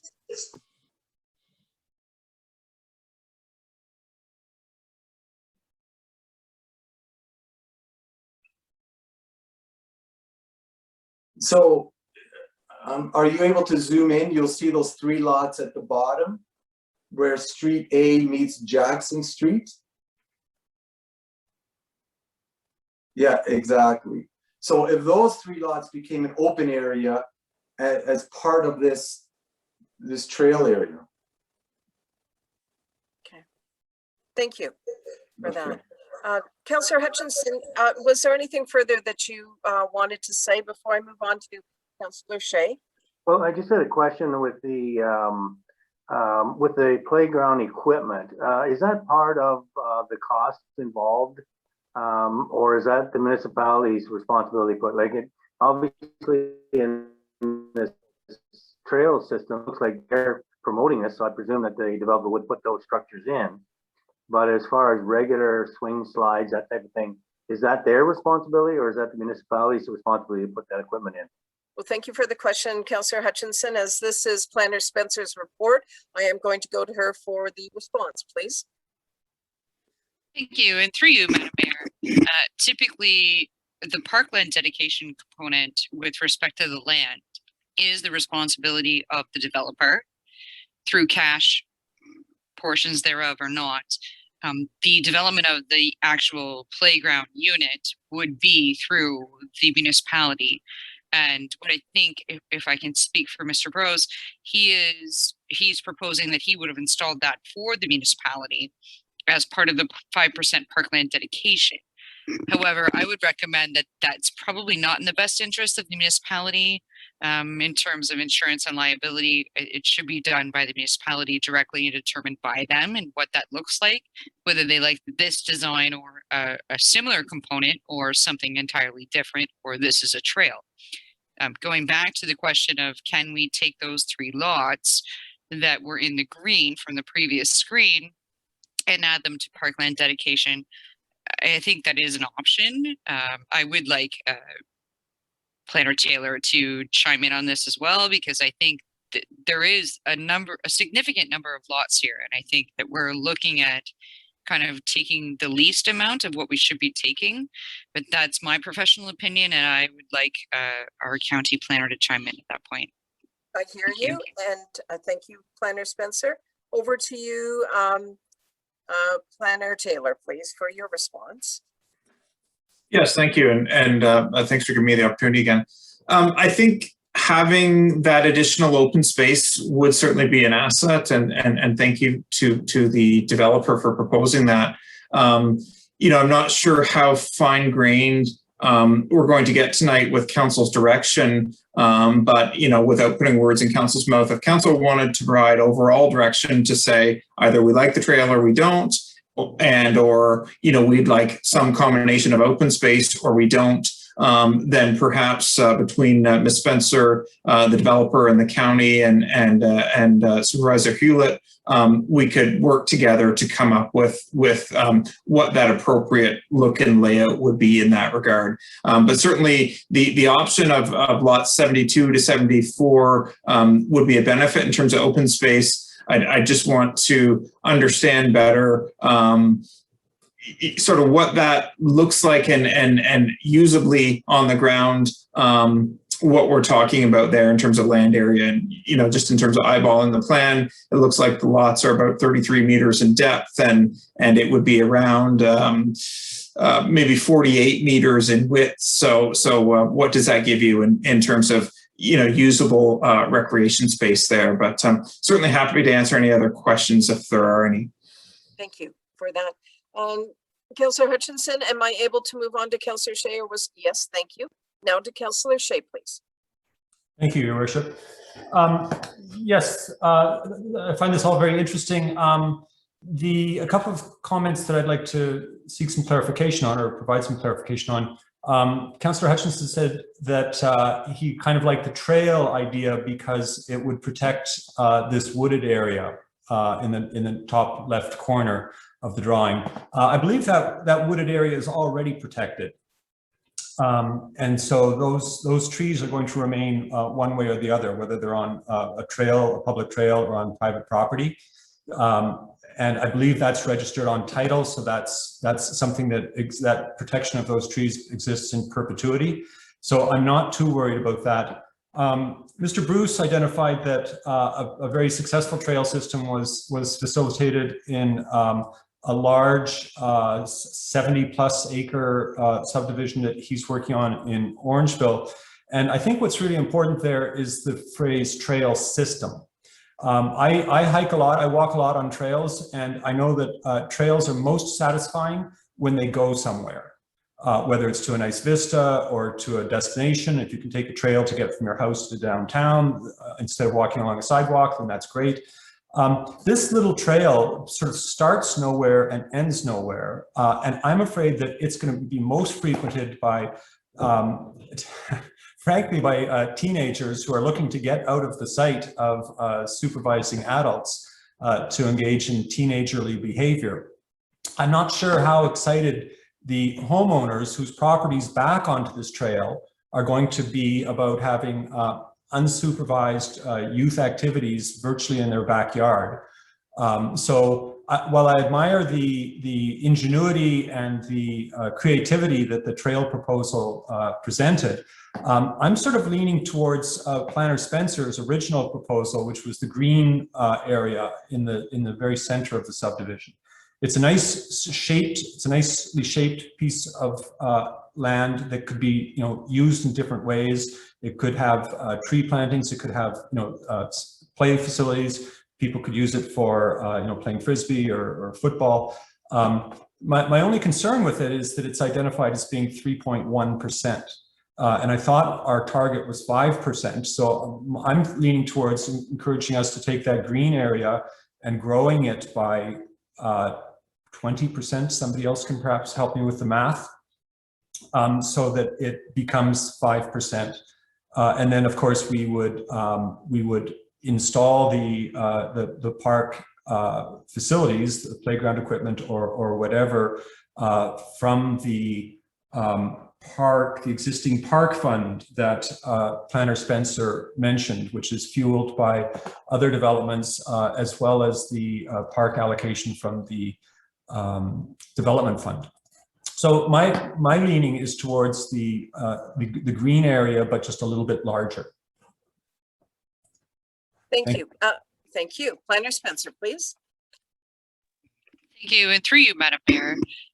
Absolutely. This is the critical point of council's decision this evening with respect to taking absolute land dedication for 5% under the Planning Act, cash in lieu in 5% allocation of the land, or a combination of both. Absolutely. That is the direction that council needs to make to offer this developer an ability to go forward. That's not to say that there can be some slight negotiations. If 4.5% works better than 5%, I think council can allocate that to staff at some point to realize that we're all still achieving the same point. But I think your point is very well made. Absolutely, there are funds that can allocate to, and let's remember that the point of parkland dedication isn't going to happen, and the park becoming a reality is not going to happen for a couple of years. So there's still all of those individual lots that are being allocated, paying the $500 fee. It's very likely that that will happen and be in full fruition over the course of the couple of years that's going to take for this draft plan approval to become into fruition. So I think it's really important to look to the future at this point in time, but it's really important right now for council to give this applicant and their agent direction in terms of where they need to go. If the decision of council is 5% or something between 4 and 5%, whatever that is, they need to know so they can adjust their reports, they can adjust their lot lines, they can, going back to whatever zoning allocations they may need for a zoning bylaw amendment, they need to know those things to let them move forward. And it's a really important decision right now for council to decide that. Thank you. Thank you. Anything further, Councillor Shea? Well, yes, just that if Planner Spencer is looking for a determination of whether we're leaning towards cash versus land, I would be happy to move, if it's appropriate, that we seek as close to 5% land contribution as possible, and leave the details to staff to work out. Thank you. Clerk Sharbach, we have a motion on the floor with what Councillor Shea is suggesting. Can that be built into the existing motion, or is this separate and apart to the procedure, please? For sure. The motion on the floor was perhaps a little bit quick to get on the floor, but it does get the matter before council for sure. Yes. I think there was an understanding that the note provides direction regarding the parkland dedication would actually turn into the direction, right? So Councillor Townsend and moved, and Councillor Hamilton seconded this motion. It would be with their approval that we change that out to direct staff that parkland be as close to 5% as possible, I guess was Councillor Shea's word. Yes, it was. Or perhaps be a minimum of 4.5% or 4%. I'm not sure if you want to get that specific, or if you just want to say as close to the 5%. I like to be as close to, and leaving it up to Ms. Spencer to get us as close to as she can. Thank you. And with that, Councillor Townsend, are you accepting of that language? Yes, actually, I put my hand up for a very similar reason that Councillor Shea did, because that's where I was heading as well. So, Well, that's wonderful. And I wondered if that was the case. It was just Councillor Shea had the floor before you, but thank you for your comment there. And I will come back to you because I do see your hand, but I want to go to the seconder, which is Councillor Hamilton. Are you fine with the language enhancement? The enhancement, yes, Mayor Robinson. And I would just look to, if we may look to Planner Spencer just to confirm that's clear direction for her. If we could just confirm that piece. Thank you. Absolutely. And with that, Planner Spencer, is that the language that you require to move forward? Yes, thank you. And through you, Madam Mayor, the only cautionary measure I would give to that language is that as close to 5% could be 2%. So I would prefer if something was said basically to the point of between 4.5% and 5%, or whatever council's direction is, but I don't feel that as close to 5% is very precise, and that could mean many things. Thank you. That's all I have to say. Thank you. So with that, shall we go back to Clerk Scharbach to put some wordsmithing with that? And I would look to the mover and seconder in one moment to clarify if that is the language that is acceptable. Through you, Your Worship. I'm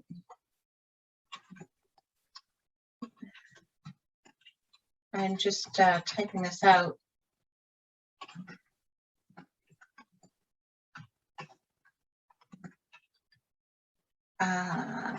That council receives the report and directs that the parkland dedication be between 4.5% and 5%, with the remaining to be cash in lieu.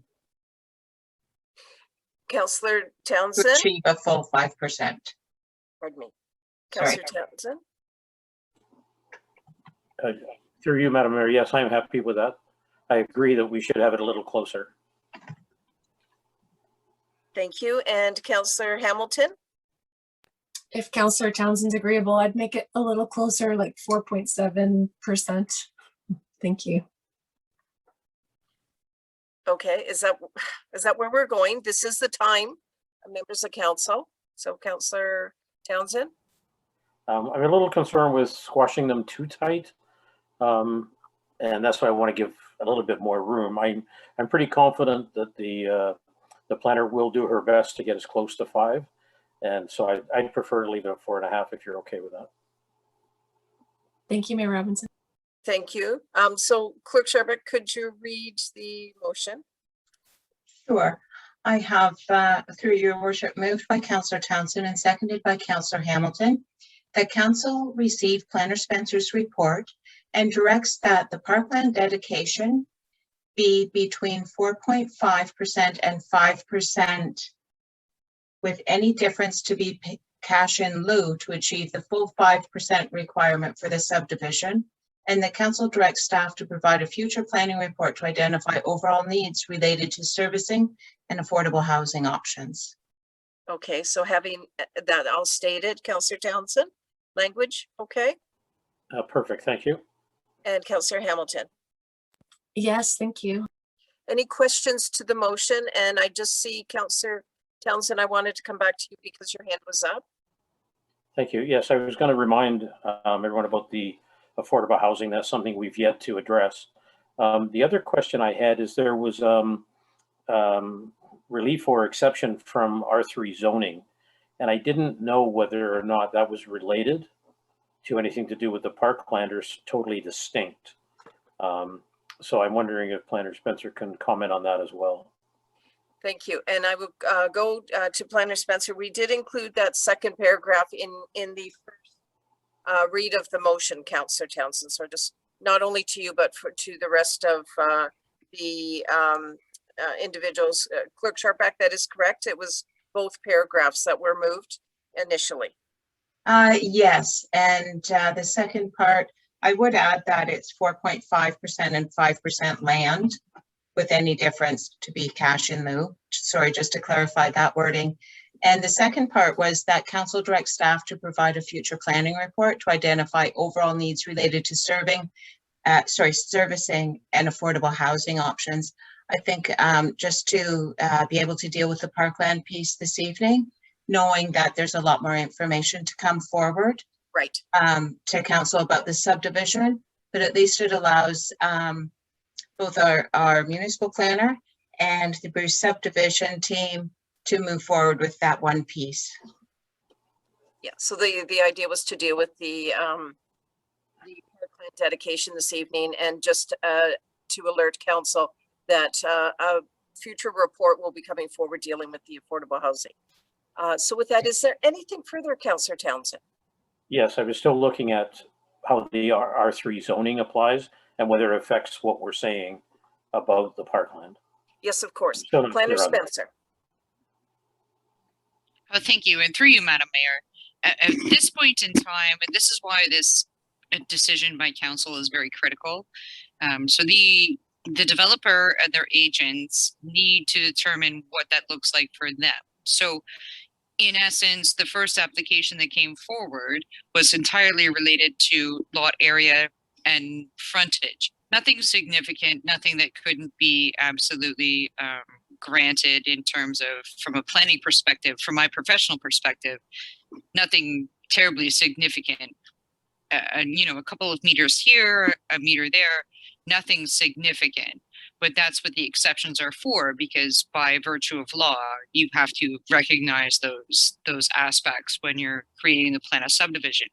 What is critical here is that once the determination of parkland has been established by council, as has been right now, that enables the developer to be able to execute their plan and maybe lay their lots out a little bit differently to get their unit counts that they would like to need and have, which also establishes their flow counts and stormwater management components. I do believe their consultant, Travis Burnside, is on the line and has his hand up and would like to speak. But all of these things are very reflective. If council doesn't want 5% and said we just want the cash in lieu, that would have made a big difference in terms of flow counts and how that works, and what Cobite Engineering would be doing to establish how that works in the subdivision. So what council needs to understand is that this was a pivotal decision that needed to be made to move this progress forward. I'm happy to clarify and move any questions forward, but I do feel that, you know, the consultant does have an opportunity to speak if the mayor chooses to let him. And I do believe that's valid for my opinion, but that is wherein lies why tonight's decision was so critical. Thank you. Well, thank you very much. So Travis Burnside, I'm going to come to you very quickly because we are in a motion. So if your response can directly address Councillor Townsend very succinctly, so that we're able to move on, because we're at a very critical stage in this discussion point. Thank you. Thank you, Madam Mayor, members of council. Just looking for a quick clarification. So if it is 5%, I'm hoping we're able to kind of reconfigure our lot fabric. Just as council can appreciate, the cost of building roads is quite high. To have a parkland surrounded on three sides gets quite expensive for building roads. So we're hoping that if it is the direction of council, we have to have 5%, that we are able to reconfigure it so maybe there is only a road on one or two sides of the park. Thank you. Thank you. Back to you, Councillor Townsend. Is there anything further? No, I'm fine, thank you. Okay, and then now over to Councillor Hutchinson. Clarity of the motion at hand is what do you wish to inquire about? Well, I'm just curious, do we not have to decide on whether they're going to use the park land that they've suggested in the northwest corner, or is we just throwing it out there that it's going to be 4.5 to 5% and we'll leave it at that? Does the developer need us to decide on that part or not? Okay, I'm going back to Planner Spencer, because you had identified this is the type of information you're wanting and that you would be able to come back again. Is that correct? Thank you. And through you, Madam Mayor, this is not something that council needs to site plan specifically identify.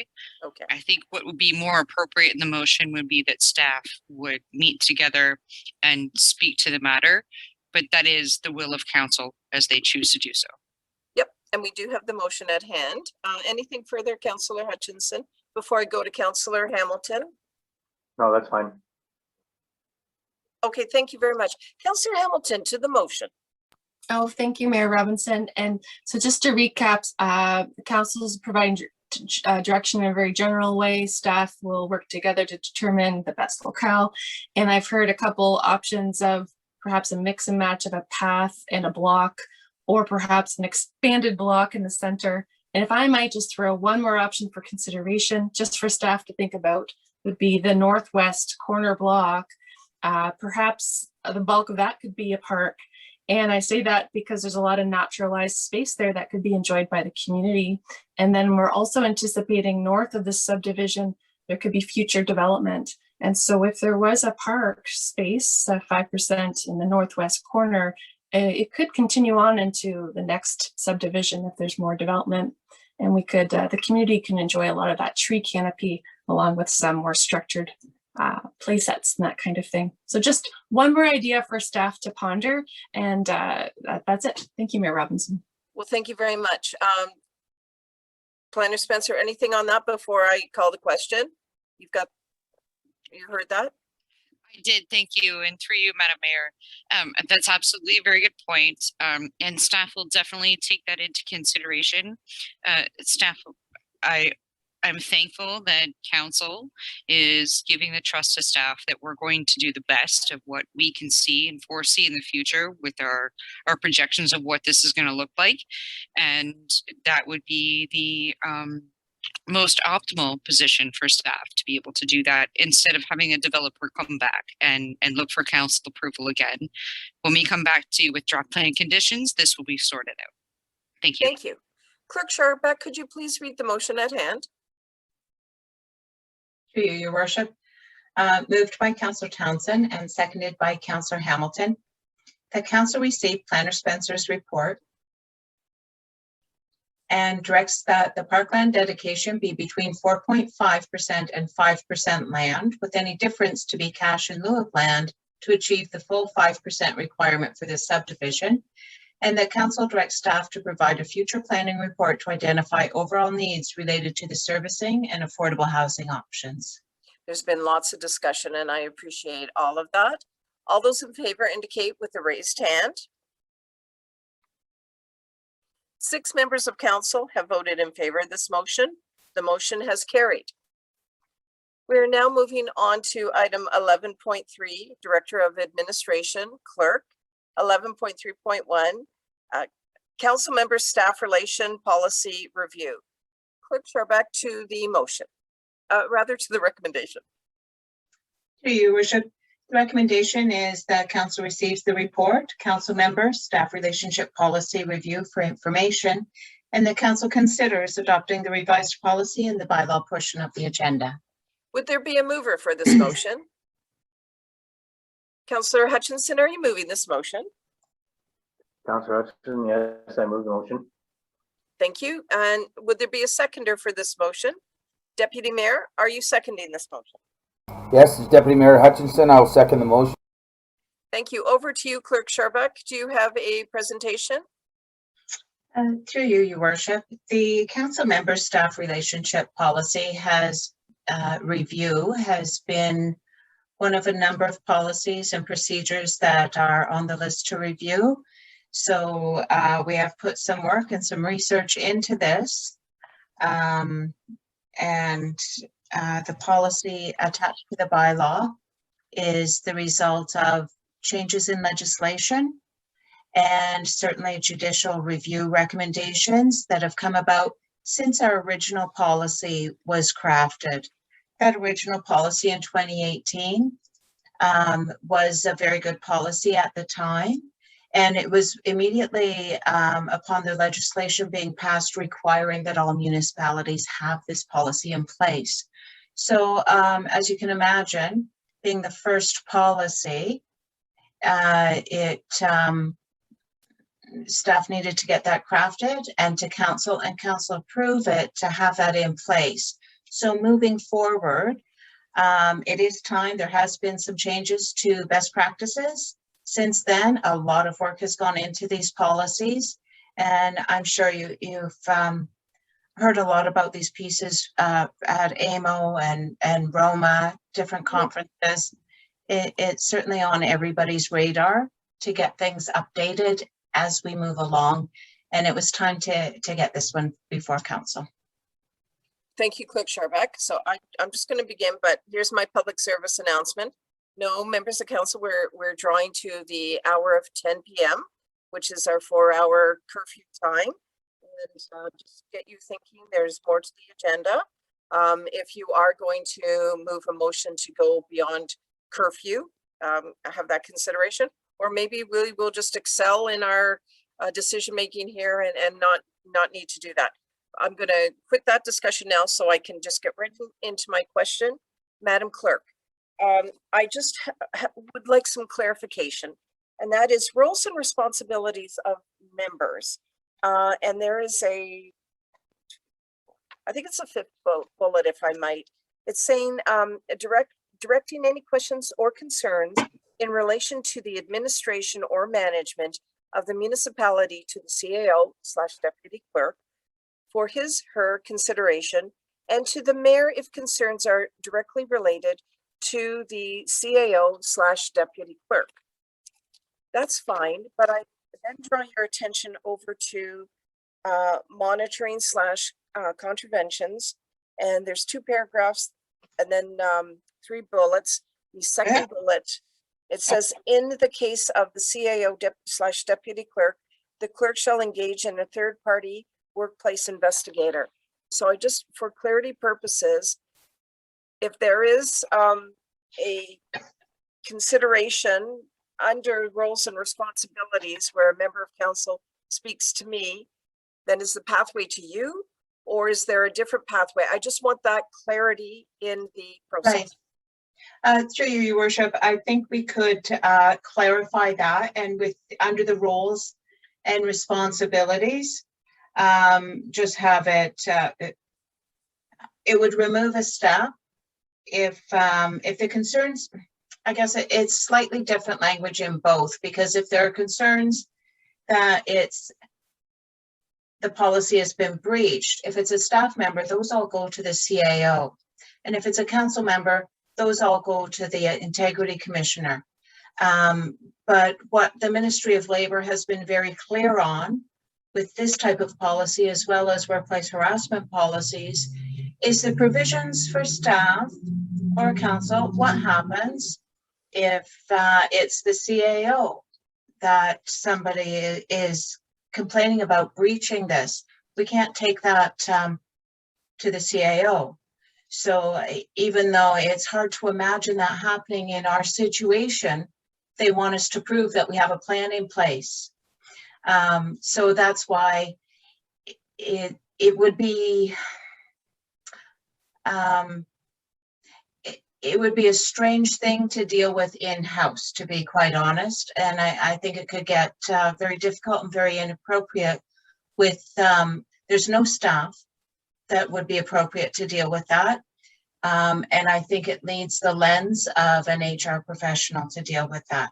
And that's why if there's a complaint, if it's the CAO that supposedly has breached the policy, then somebody could speak to you directly, Mayor Robinson, and you would let me know it's time to hire somebody to look into this. And that would be it. So neither you nor I would actually do the looking into it.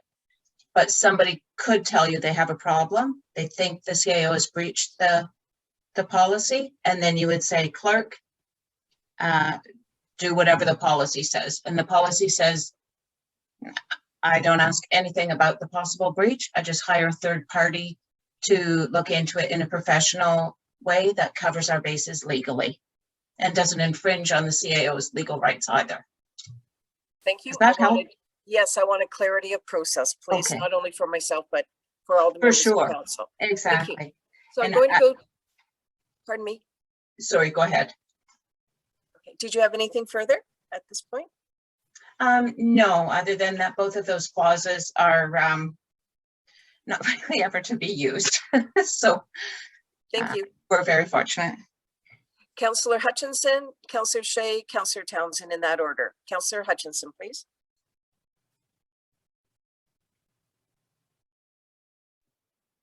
Sorry, I think that was just a leftover hand. Oh, fair enough. Councillor Shea then. Thank you. When we were first presented with this, when we had a different clerk, an earlier draft of this, I was somewhat concerned because the staff council member relationship was being sketched out by staff. And it's a two-party relationship. And I would have back then liked to have had both parties involved in the drafting of the document and the policy. That said, I think things have changed quite a bit in the last year or two, and I think we've really coalesced as a team.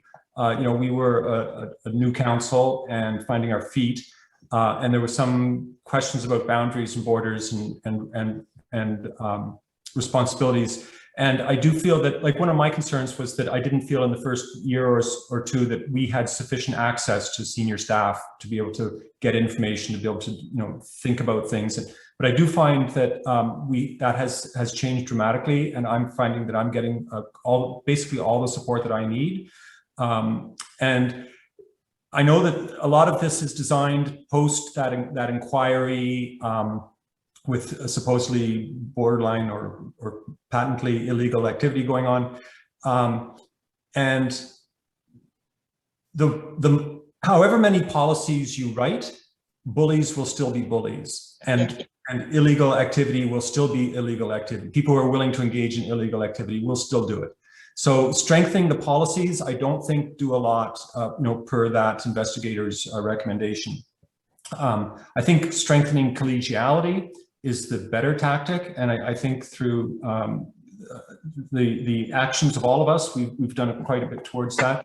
I do recognize in this that it is limiting council's ability to put undue work on staff, specifically around asking for reports, and that reports need to be, come from council, and they need to be relevant. And so I'm glad that it does sort of recognize that council can overstep their boundaries. And as an individual member of council, I assume I will overstep my boundaries at some point, and that someone will respectfully tell me that I should not have done it that way, or I should back off.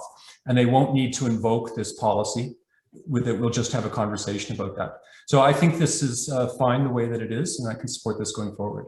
Thank you. Thank you. Thank you. Councillor Townsend. Thank you, Madam Mayor. And through you, I do have a few comments that might turn out to be questions, actually, when we're done, but there's about 6 of them. If you start with responsibilities, it talks about council officers and employees are required to adhere to this policy and its governing positions. They include the code of conduct for members of council, but not the code of conduct for employees. And I kind of was shifting that as Councillor Shea was talking, saying, we need a balanced document. And I don't know whether my suggestion is right, but I would have assumed both of them would be in there, and then it's as appropriate. If it's a council member, then it's the council one. If it's the employee, it's the employee one. Right. And sorry, through you, Your Worship. That's a good question, Councillor Townsend. And if we could just go through them one by one. I did see your email with some of those points. So the code of conduct for employees, I guess the code of conduct for council is called code of conduct, and it's adopted by bylaw, and it's for council. The code of conduct for employees is our employee policy manual. And that employee policy manual, I mean, there's many things in there that we're working through to update as well. So it's always a work in progress. But what that manual does, it's shared with employees as they come on board and as they reach different parts of their or different stages of their employment. It speaks to appropriate office dress. It speaks to civility in the workplace. It speaks to how we book and take our holidays, or it's the whole gambit of rules and regulations for employees and how we behave at work and in the community, even outside of work, counts as well if we look at case law. So it's not called the Code of Conduct specifically, but it is definitely referenced as that Municipal Employee Policy Manual. That is our Code of Conduct, even though it's broken down into a number of policies. And the CAO might be able to clarify on that if you wanted to add something. I'm not sure if that's really captured it. Madam CAO. Yes, thank you. Thank you, Madam Mayor, and thank you to the clerk for your answer. Councillor Townsend, you raise a good point. There are, and I think the clerk is reminding all of us that staff fall under a number of different policies through our HR, corporate binder, as it were. Additionally, there's a number of our legislative positions that have their own code of conduct, as it were, yes, that they're bound by as well. So I think really, I understand your question, Councillor, that, should we be listing, the flip side of this, the other part of the relationship, as Councillor Shea has pointed out. I don't know that that's necessary, because all of those guiding documents and policies are on staff, whether it's a relationship with council or one another. So I think the focus of this was really, how do we work as elected officials and staff? I'll leave it to the clerk to determine if an edit's appropriate, but I don't know. Back to you, Clerk Sherbeck, before I go to Councillor Townsend again. Through you, Your Worship, yes, just that there is a balance there. Council's doesn't have that employee manual. It has the code of conduct, and for staff, our code of conduct is all of our HR policies included in that manual. They all speak to a piece of how we conduct ourselves. Does that help? Councillor Townsend? Actually, it doesn't, and I'll explain why. If you go to the policy requirements of your document, it talks about code of conduct for employees, which is where I got it from. And I don't know why we would put it in for council and not for employees. Again, you're right, it's balancing, but it's saying to them, you still have to adhere to that code. That code may in fact influence that relationship or that interaction with the council, and I don't know that. But the fact it's even mentioned within the document implies to me that it should be referenced, if in fact you're talking about balancing the accountability or responsibility of each party. So I'll leave that to you to work out. But I think that's the point I have, is that not that it's a specific document. I was quoting based on the title of that section. And so it's what you include and how you include it. It has to, in effect, ask staff to have the same accountability to a code of conduct that council has. That's all. But I'll leave it to you to figure out the wording if it needs to change. And that's really what I'm trying to find out, whether it does. I think the code of conduct for employees in the Municipal Employee Policy Manual establishes ethical behavior expected of all staff members. I think that captures it. And for employees that have that policy manual and have to work by it, and it's a living document for us in the workplace.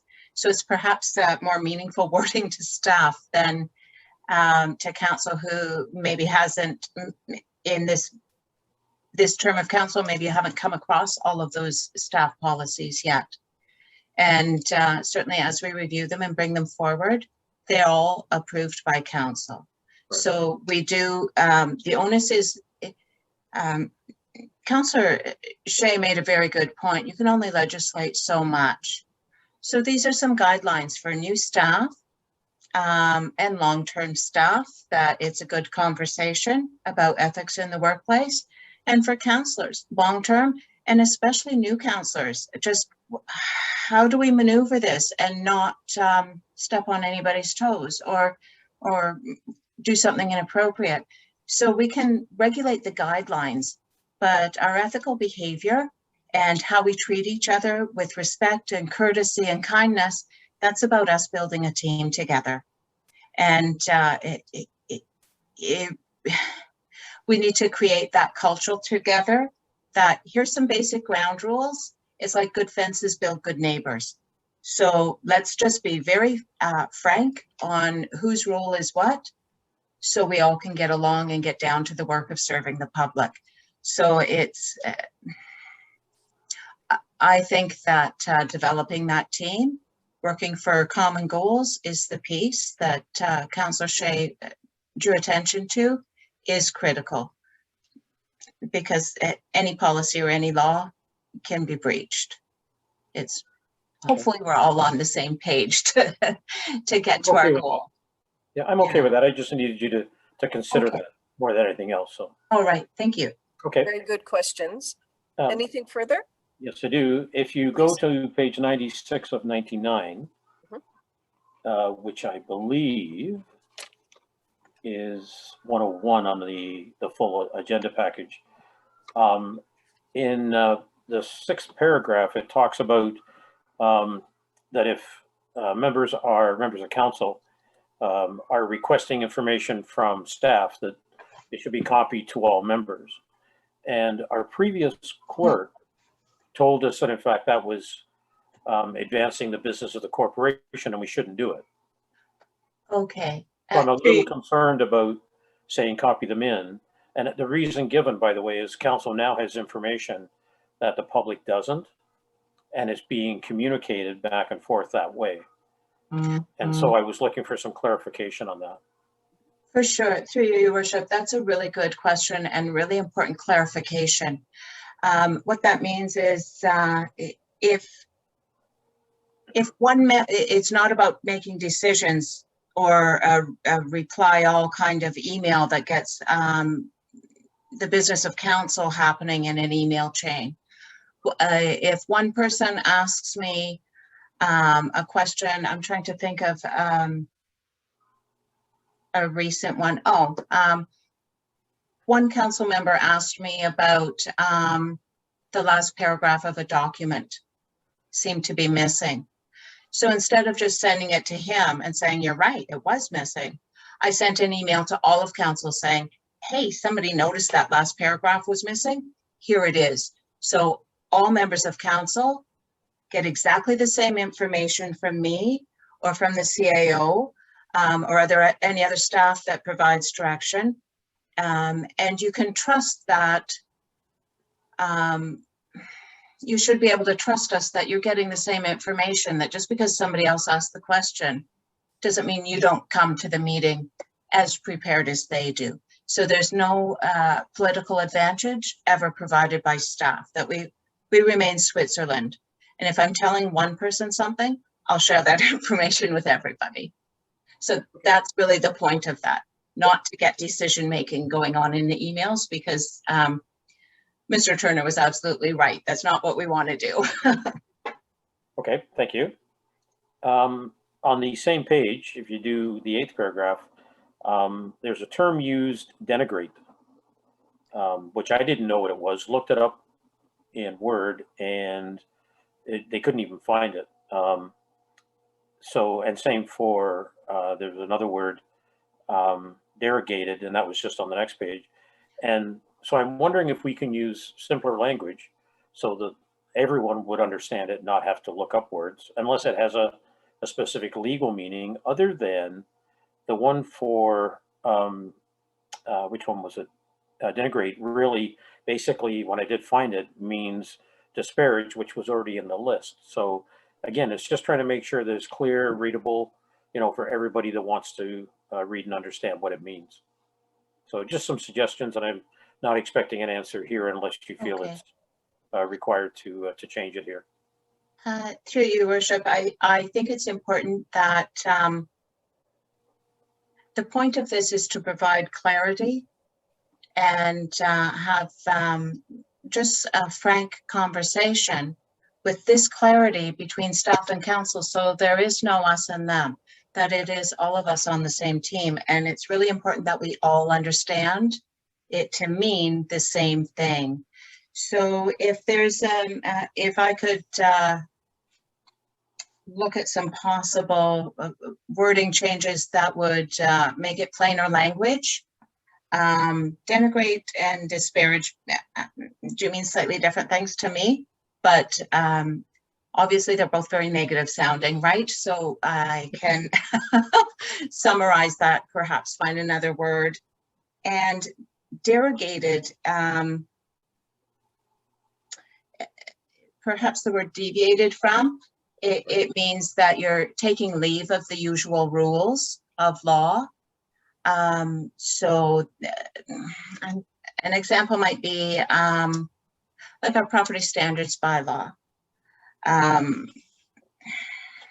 There are provisions that allows for certain derogations to allow for extenuating circumstances, like perhaps instead of a 2-week window to clean up your yard, if there's compassionate reasons, perhaps a spouse just had a stroke or something like that, then we can derogate from the usual 2-week window and allow for something different. So it doesn't have to be that word though. I think that powers and responsibilities cannot be interfered with is perhaps enough, and leave it there if that is clear for everybody. I'm not sure. It might, I want it as plain as possible. Just no confusion and no misunderstanding that could lead to difficult feelings or relationships. I'm okay with your suggestion, actually. Okay. After that. Just stop with that before the word derogated. Yep. And Okay. the last one actually has to do, it's a general comment that there's a process in place where we can contact staff and ask for assistance if we're doing some research or whatever the case may be. And that isn't covered here yet. If it is, sorry, I missed it.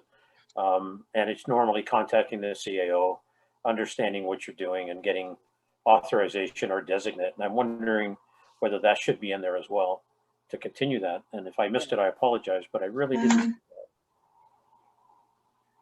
Through your worship, I think it was in here. I'm not seeing it right now. That the path for information is through the CAO. And it's really important that council members go through the CAO for those requests for information, because and the CAO can delegate that duty to whomever she sees fit on staff, but she also, it allows staff to respect that chain of command as well and not get into any difficulties with insubordination or just missing out perhaps on the work plan. That's what you meant by the path through the CAO? Yes, I'm just thinking, let me just.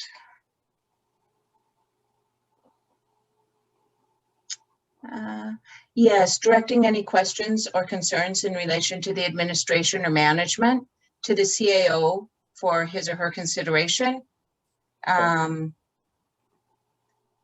Giving direction to staff through the CAO only.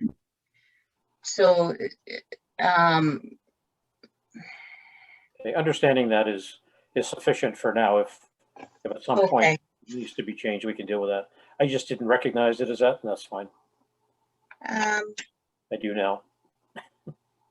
So, through your worship, would it be better if, let's see,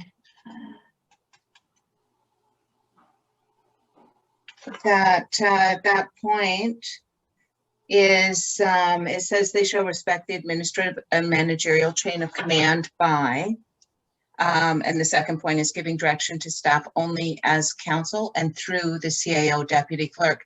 Perhaps that could be giving direction to staff and requesting information from staff, be as just that, and requesting information from staff be added in there, so that those requests also go through the CAO, and she then has the opportunity to delegate that and have somebody get back to you with the information. Yep, that's good. Yep. Okay. And those are all my comments. Thank you. Thank you. You read my mind as I was trying to formulate that sentence. Thank you very much, Councillor Townsend. Clerk Sherbeck, if I might, I'm just looking for that clarity as well. Prior approach was go right through to the CAO, and the CAO would determine whether that goes off to, the inquiry goes to a department head or Right. she would respond. And now Now it is exactly the same. It goes through the CAO. okay, but I just feel that there was a bit more of a flow of information where you can speak to a director, but it is initially connected with the CAO for that to take place. Yes. Yeah. That's the clarity that, because I don't want to say we've improved the process, we've refined it for all the members of council, but just on that last discussion, I wanted to make sure, is that still the process, the new one, if you will, or has it reverted back through this policy? It's the same process. So if you want specific information from a department head, the request for that information goes to the CAO, and she'll direct staff as needed. So she might be able to just give you the answer quickly herself, or she may say, I'll have this department head give you a call back. And that would be providing information back to all members of council in some way as well. Perfect. And I just wanted to make sure that members keeps of the council, flow on the up and up for everybody, to be fair. I want to make sure everybody had that same understanding and the same flow of that information, because that's the whole idea to have it a harmonious process. Councillor Townsend, did you have your hand up again before I move on? I did, but only because I forgot to take it down. So I took okay. it down now. Fair enough. You know, members of council, before we go any further, it's 9:56. Is anybody going to move a motion to go beyond curfew to 11 p.m. or not? Councillor Shea, your hand is up. I'll move we go beyond curfew to 10:30. Okay. No, go to 11 if you. We only have 4 more small items, so I think we'll be done in 10 minutes. But and we have it in camera. Oh, and, right. Sorry, through your Yes. worship. Could we just finish this vote on the motion that's on the floor? And then Yes. I'll quickly do a resolution for Councillor Shea to proceed past curfew. Thank you. I just want to make sure that we're good for timing, that it doesn't cut the meeting right off. Thank you very much. So are there any other questions on this motion? Clerk Sherbeck, would you read the motion again? And I will call the question then. Through your worship, the council receives the report, council member staff relationship policy review for information, and the council considers the revised policy in the bylaw portion of the agenda. Moved by Councillor Hutchinson, seconded by Deputy Hutchinson. All those in favor indicate with a raised hand. 6 members of council voted in favor of this motion. The motion is carried. Over to you, Clerk Sherbeck. This is on the motion that Councillor Shea is looking at to go beyond curfew. Through your worship, the council does now proceed past curfew for to address remaining items on the agenda. Okay. Okay, Councillor Shea, Shea. you're good with the wording. Is there a seconder then for this motion? Councillor Hutchinson, are you seconding this motion? Councillor Hutchinson, I second the motion.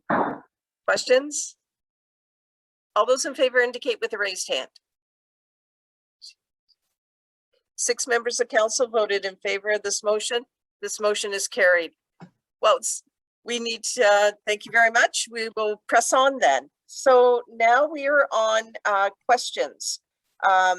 Is there any questions, members of council? Seeing none. Item 13, bylaws. Oh, pardon me, Councillor Townsend. Yeah, thank you. We talked about earlier doing certificates, and I wondered, do we kind of have a guideline or a policy for that? I'm being asked that, and I couldn't answer it. I guess people are feeling left out, or whatever the case may be. So, well, people should not feel left out. There is an opportunity to request a certificate on our website, and it's just a matter of indicating if they would like it for a special occasion. Nobody should be left out of certificates. We very much appreciate issuing them. So, Madam CAO, is there any other vehicle by which somebody can request a certificate? Yes, thank you, Madam Mayor, and thank you, Councillor, for the question, because I've heard that as well, just in general inquiry on how that flow happens. You can always encourage, the citizen to contact me directly, and that also gives me an opportunity to have a chat about what's going on in the community a little bit more than I would normally have, or just let me know yourself. And we do like to share that. I believe in the last update to council just last week, I had mentioned that if you hear of other businesses that are celebrating milestones, please do let us know. The more ways I hear about it, the better. And Madam Mayor, if I might just jump the queue a little bit, this would be a perfect time for me to introduce to council our new communications coordinator, which the mayor had suggested that we could fit into tonight's agenda. So thank you for that. Hunter, I don't know if your internet's is strong enough to turn on your camera, but Hunter Rowley is our new communications coordinator, started with us just this week, last week, I don't know, the dates all go in. It seems like she's been around for a while. She's right in there. We're keeping her very busy, and so it's nice to have that extra expertise back on staff, and she's helping us move along those kinds of initiatives. Hunter, we'll do a virtual wave, and I'm sure you'll have an opportunity to speak with her as we all work together. Thank you.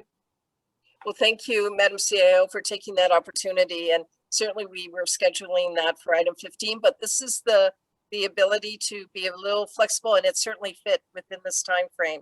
So I've had the opportunity virtually to meet Hunter on another Zoom meeting. So welcome, Hunter, formally from our members of council. I appreciate that. When we get back to when we're out of COVID, it would be back to the opportunity to let members of council know if there is a ribbon cutting for a business, and then it certainly isn't mandatory, but if you wish to attend, there would be opportunities. That's just not taking place at this time. I know there's maybe a couple ribbon cuttings that are wanting to take place, but they're waiting for the appropriate time following COVID, but that will be coordinated through the CAO's office. So anything further, Councillor Townsend, before I move on? I was just going to comment that, I'm shy, so I don't speak a lot. So if I do hear it in time, I will let you know. These are ones that show up well after that someone hears about it, and then they kind of feel a bit slighted. So I just thought if we have a policy or a process, then let's make it very clear and state that. So that's good. Oh, it's absolutely something that people take delight in, and whether it's a milestone, a personal milestone, or a business opening or a business milestone, it's all very important, and I know they're well received. In fact, I have 4 certificates here to be distributed based on new businesses that are in place and some milestones. So yes, if any member of council hears of that, certainly let me know, or CIO Johnson. It's a positive within West Grey. So thank you very much. Am I seeing any other hands for questions from members of council? Before you go there, Madam Mayor. Sure. South Grey News had an announcement about a new business coming into West Grey, which was Baseline Music. Does anyone on staff or sort of present here know anything more about it than that? Madam CIO? So through Madam Mayor, no, I don't know, but thank you for that heads up. If I could find my pen, I would write that down. Baseline Music. Oh, here we go. And thank you, Councillor. And then Madam CIO can connect with Laura Lee Spencer, our planner, who has indicated that she's got some information, so that can be done and then shared. Anything further, Councillor Townsend? No, that was all. Thank you. Okay, thank you for that's wonderful, because anytime to talk about milestones, celebrations through certificates, I think is really important for our community. You don't mind, Madam Mayor, I just want to apologize that it wasn't on video. My children are doing Zoom dance and everything, so I just wanted to apologize. I'm here. Okay, thank you very much, Planner Spencer. Appreciate it. Councillor Hutchinson, please. Yeah, just regarding the certificates and giving credit to new business and so on. Do we have a section on our website that we're posting that by any chance? I know I guess we use social media, but is it on the Yes. website? Yes, and I'm going to go right to Madam CAO or Madam Clerk to identify where it is on the website. Madam Mayor, I think I'll defer to the clerk. She knows the website much more intimately than I do at this point. Through you, Your Worship, I'm just looking at the website. I don't think I can give directions to exactly where it is without looking at it. Well, perhaps Supervisor Hewlett. What I'm hearing right now is that it's on there and perhaps not everybody knows about it. So what I'd like to do is maybe put it front and center for a little while and make sure that we get the word out there, and we can support that. We can even put it on that little information button at the beginning when you log in and promote that opportunity for our community members, whether they're business or private milestones, and support that with the social media as well. But certainly if council members could champion that certificate program a little bit, perhaps we need to formalize some of those pieces. But for now, what we've got seems to be very positive. So certainly share it with anybody that you can. And I'll try and get that up front and center a little bit better, because it's apparently been missed by some, it sounds like. So let's work to improve that. So thank you. And through you, Madam Mayor, if you don't mind, I'm happy to help with that component as well. Thank you. Thank you. Thank you very much, Planner Spencer. If you wish to speak, I'm going to ask that you raise your hand. Okay, I would appreciate that very much. Supervisor Hewlett, did you have something to add to this, please? I was just going to provide more clarification into the website. So it is a little bit buried on the website. However, it does follow fairly common sense logic. It's under council and then invite the mayor. Government, council, invite the mayor, basically is how it falls through on the website. Okay. Well, thank you for identifying it. And through the discussion, I know there'll be enhancements to it, and that's most appreciated. Perfect. And that's kind of the reason why we have this item number 12. There you go. Are we able to move along? Okay. We're on item 13 then, which is bylaws. The first one is 13.1, bylaw 36-2021 zoning amendment ZA 04-2021. Otwell. Clerk Sharbeck to the recommendation. Through you, Worship, the recommendation is that bylaw 36-2021, being a bylaw to amend zoning bylaw 37-2006, be read a first, second, and third and final time. Would there be a mover for this motion? Councillor Townsend, are you moving the motion? Councillor Townsend, yes, I'll move the motion. Thank you. Is there a seconder? Deputy Mayor Hutchinson, are you seconding this motion? Deputy Mayor Hutchinson, I'll second the motion. Are there questions on this bylaw? Planner Spencer, is there anything that we need to know about this bylaw? Thank you. Through you, Madam Mayor. No, there is not. The concerns that came from the county were in support.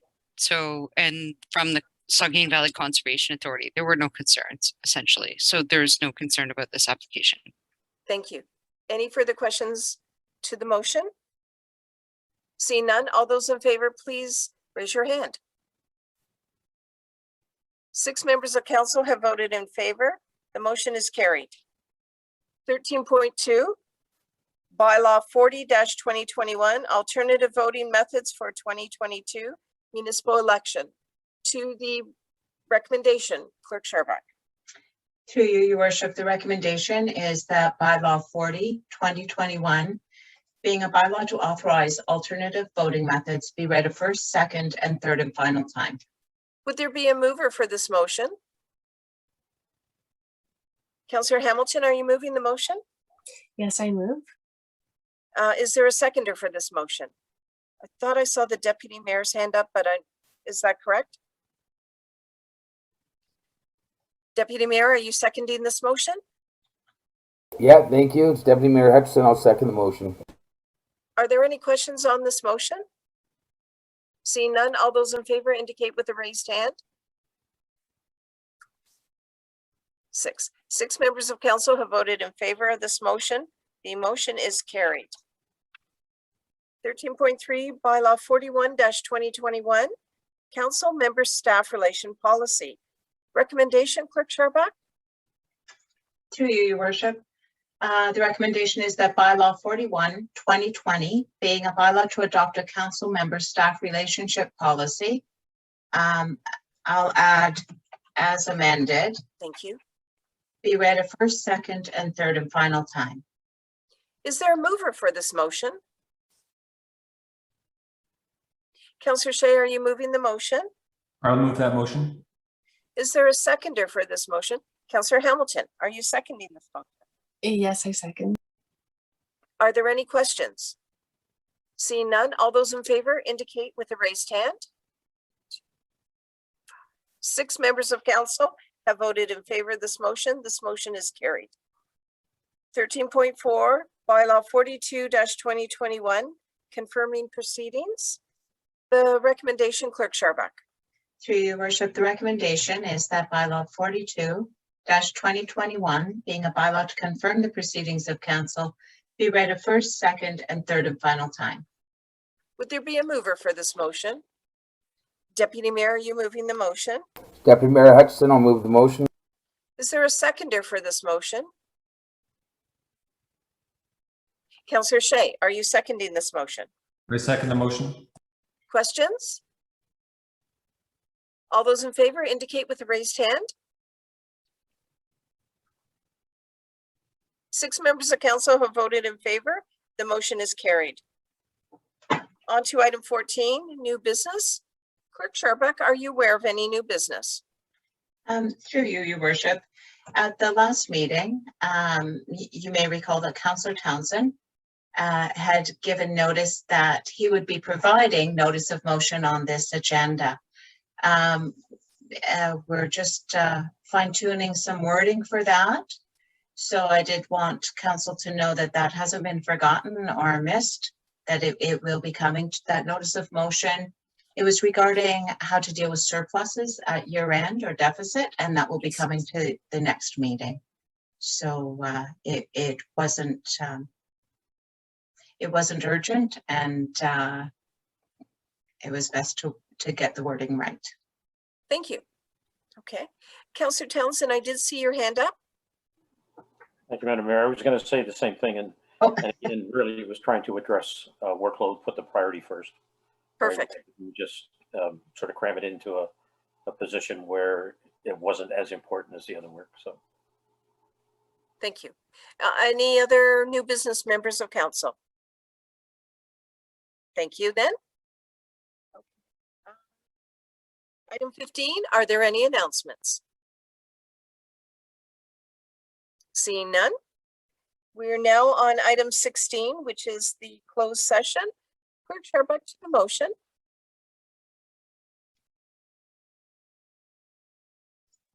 Through your worship, I'll just open this here.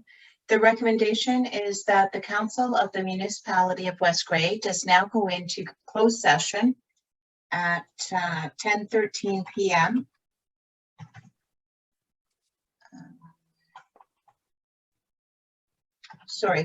With the CAO, Director of Administration Clerk, Manager of Planning and Development, Director of Infrastructure and Public Works, for the purpose of, and actually also the Director of Finance. And is the Director, yes, Director of Infrastructure and Public Works is included as well, to address matters pertaining to personal matters about an identifiable individual, including municipal or local board employees, matters pertaining to a position, plan, procedure, criteria, or instruction to be applied to any negotiations carried on or to be carried on by or behalf of the municipality or local board, and to receive information explicitly supplied in confidence to the municipality or local board by Canada, a province or territory or crown agency of any of them. Thank you. Is there a mover for this motion? Councillor Townsend, would you be moving the motion? Councillor Townsend, yes, I'll move the motion. Is there a seconder for the motion? Councillor Hamilton, are you seconding this motion? Yes, I'll second. Would there be any questions, members of council, on the motion? All those in favor indicate with a raised hand. 6 members of council have voted in favor of this motion. This motion is carried. I'd ask that members of council go to a secure area, and we'll see you in one moment.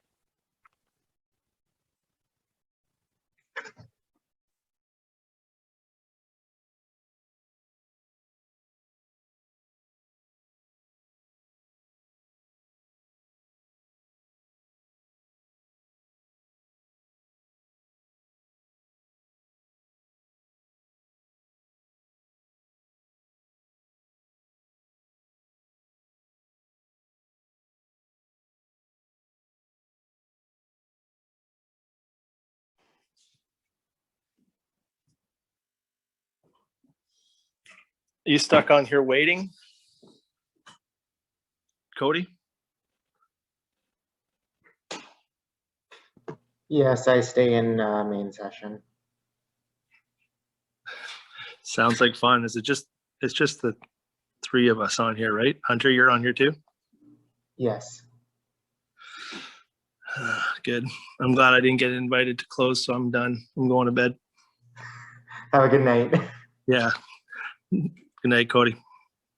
Good night.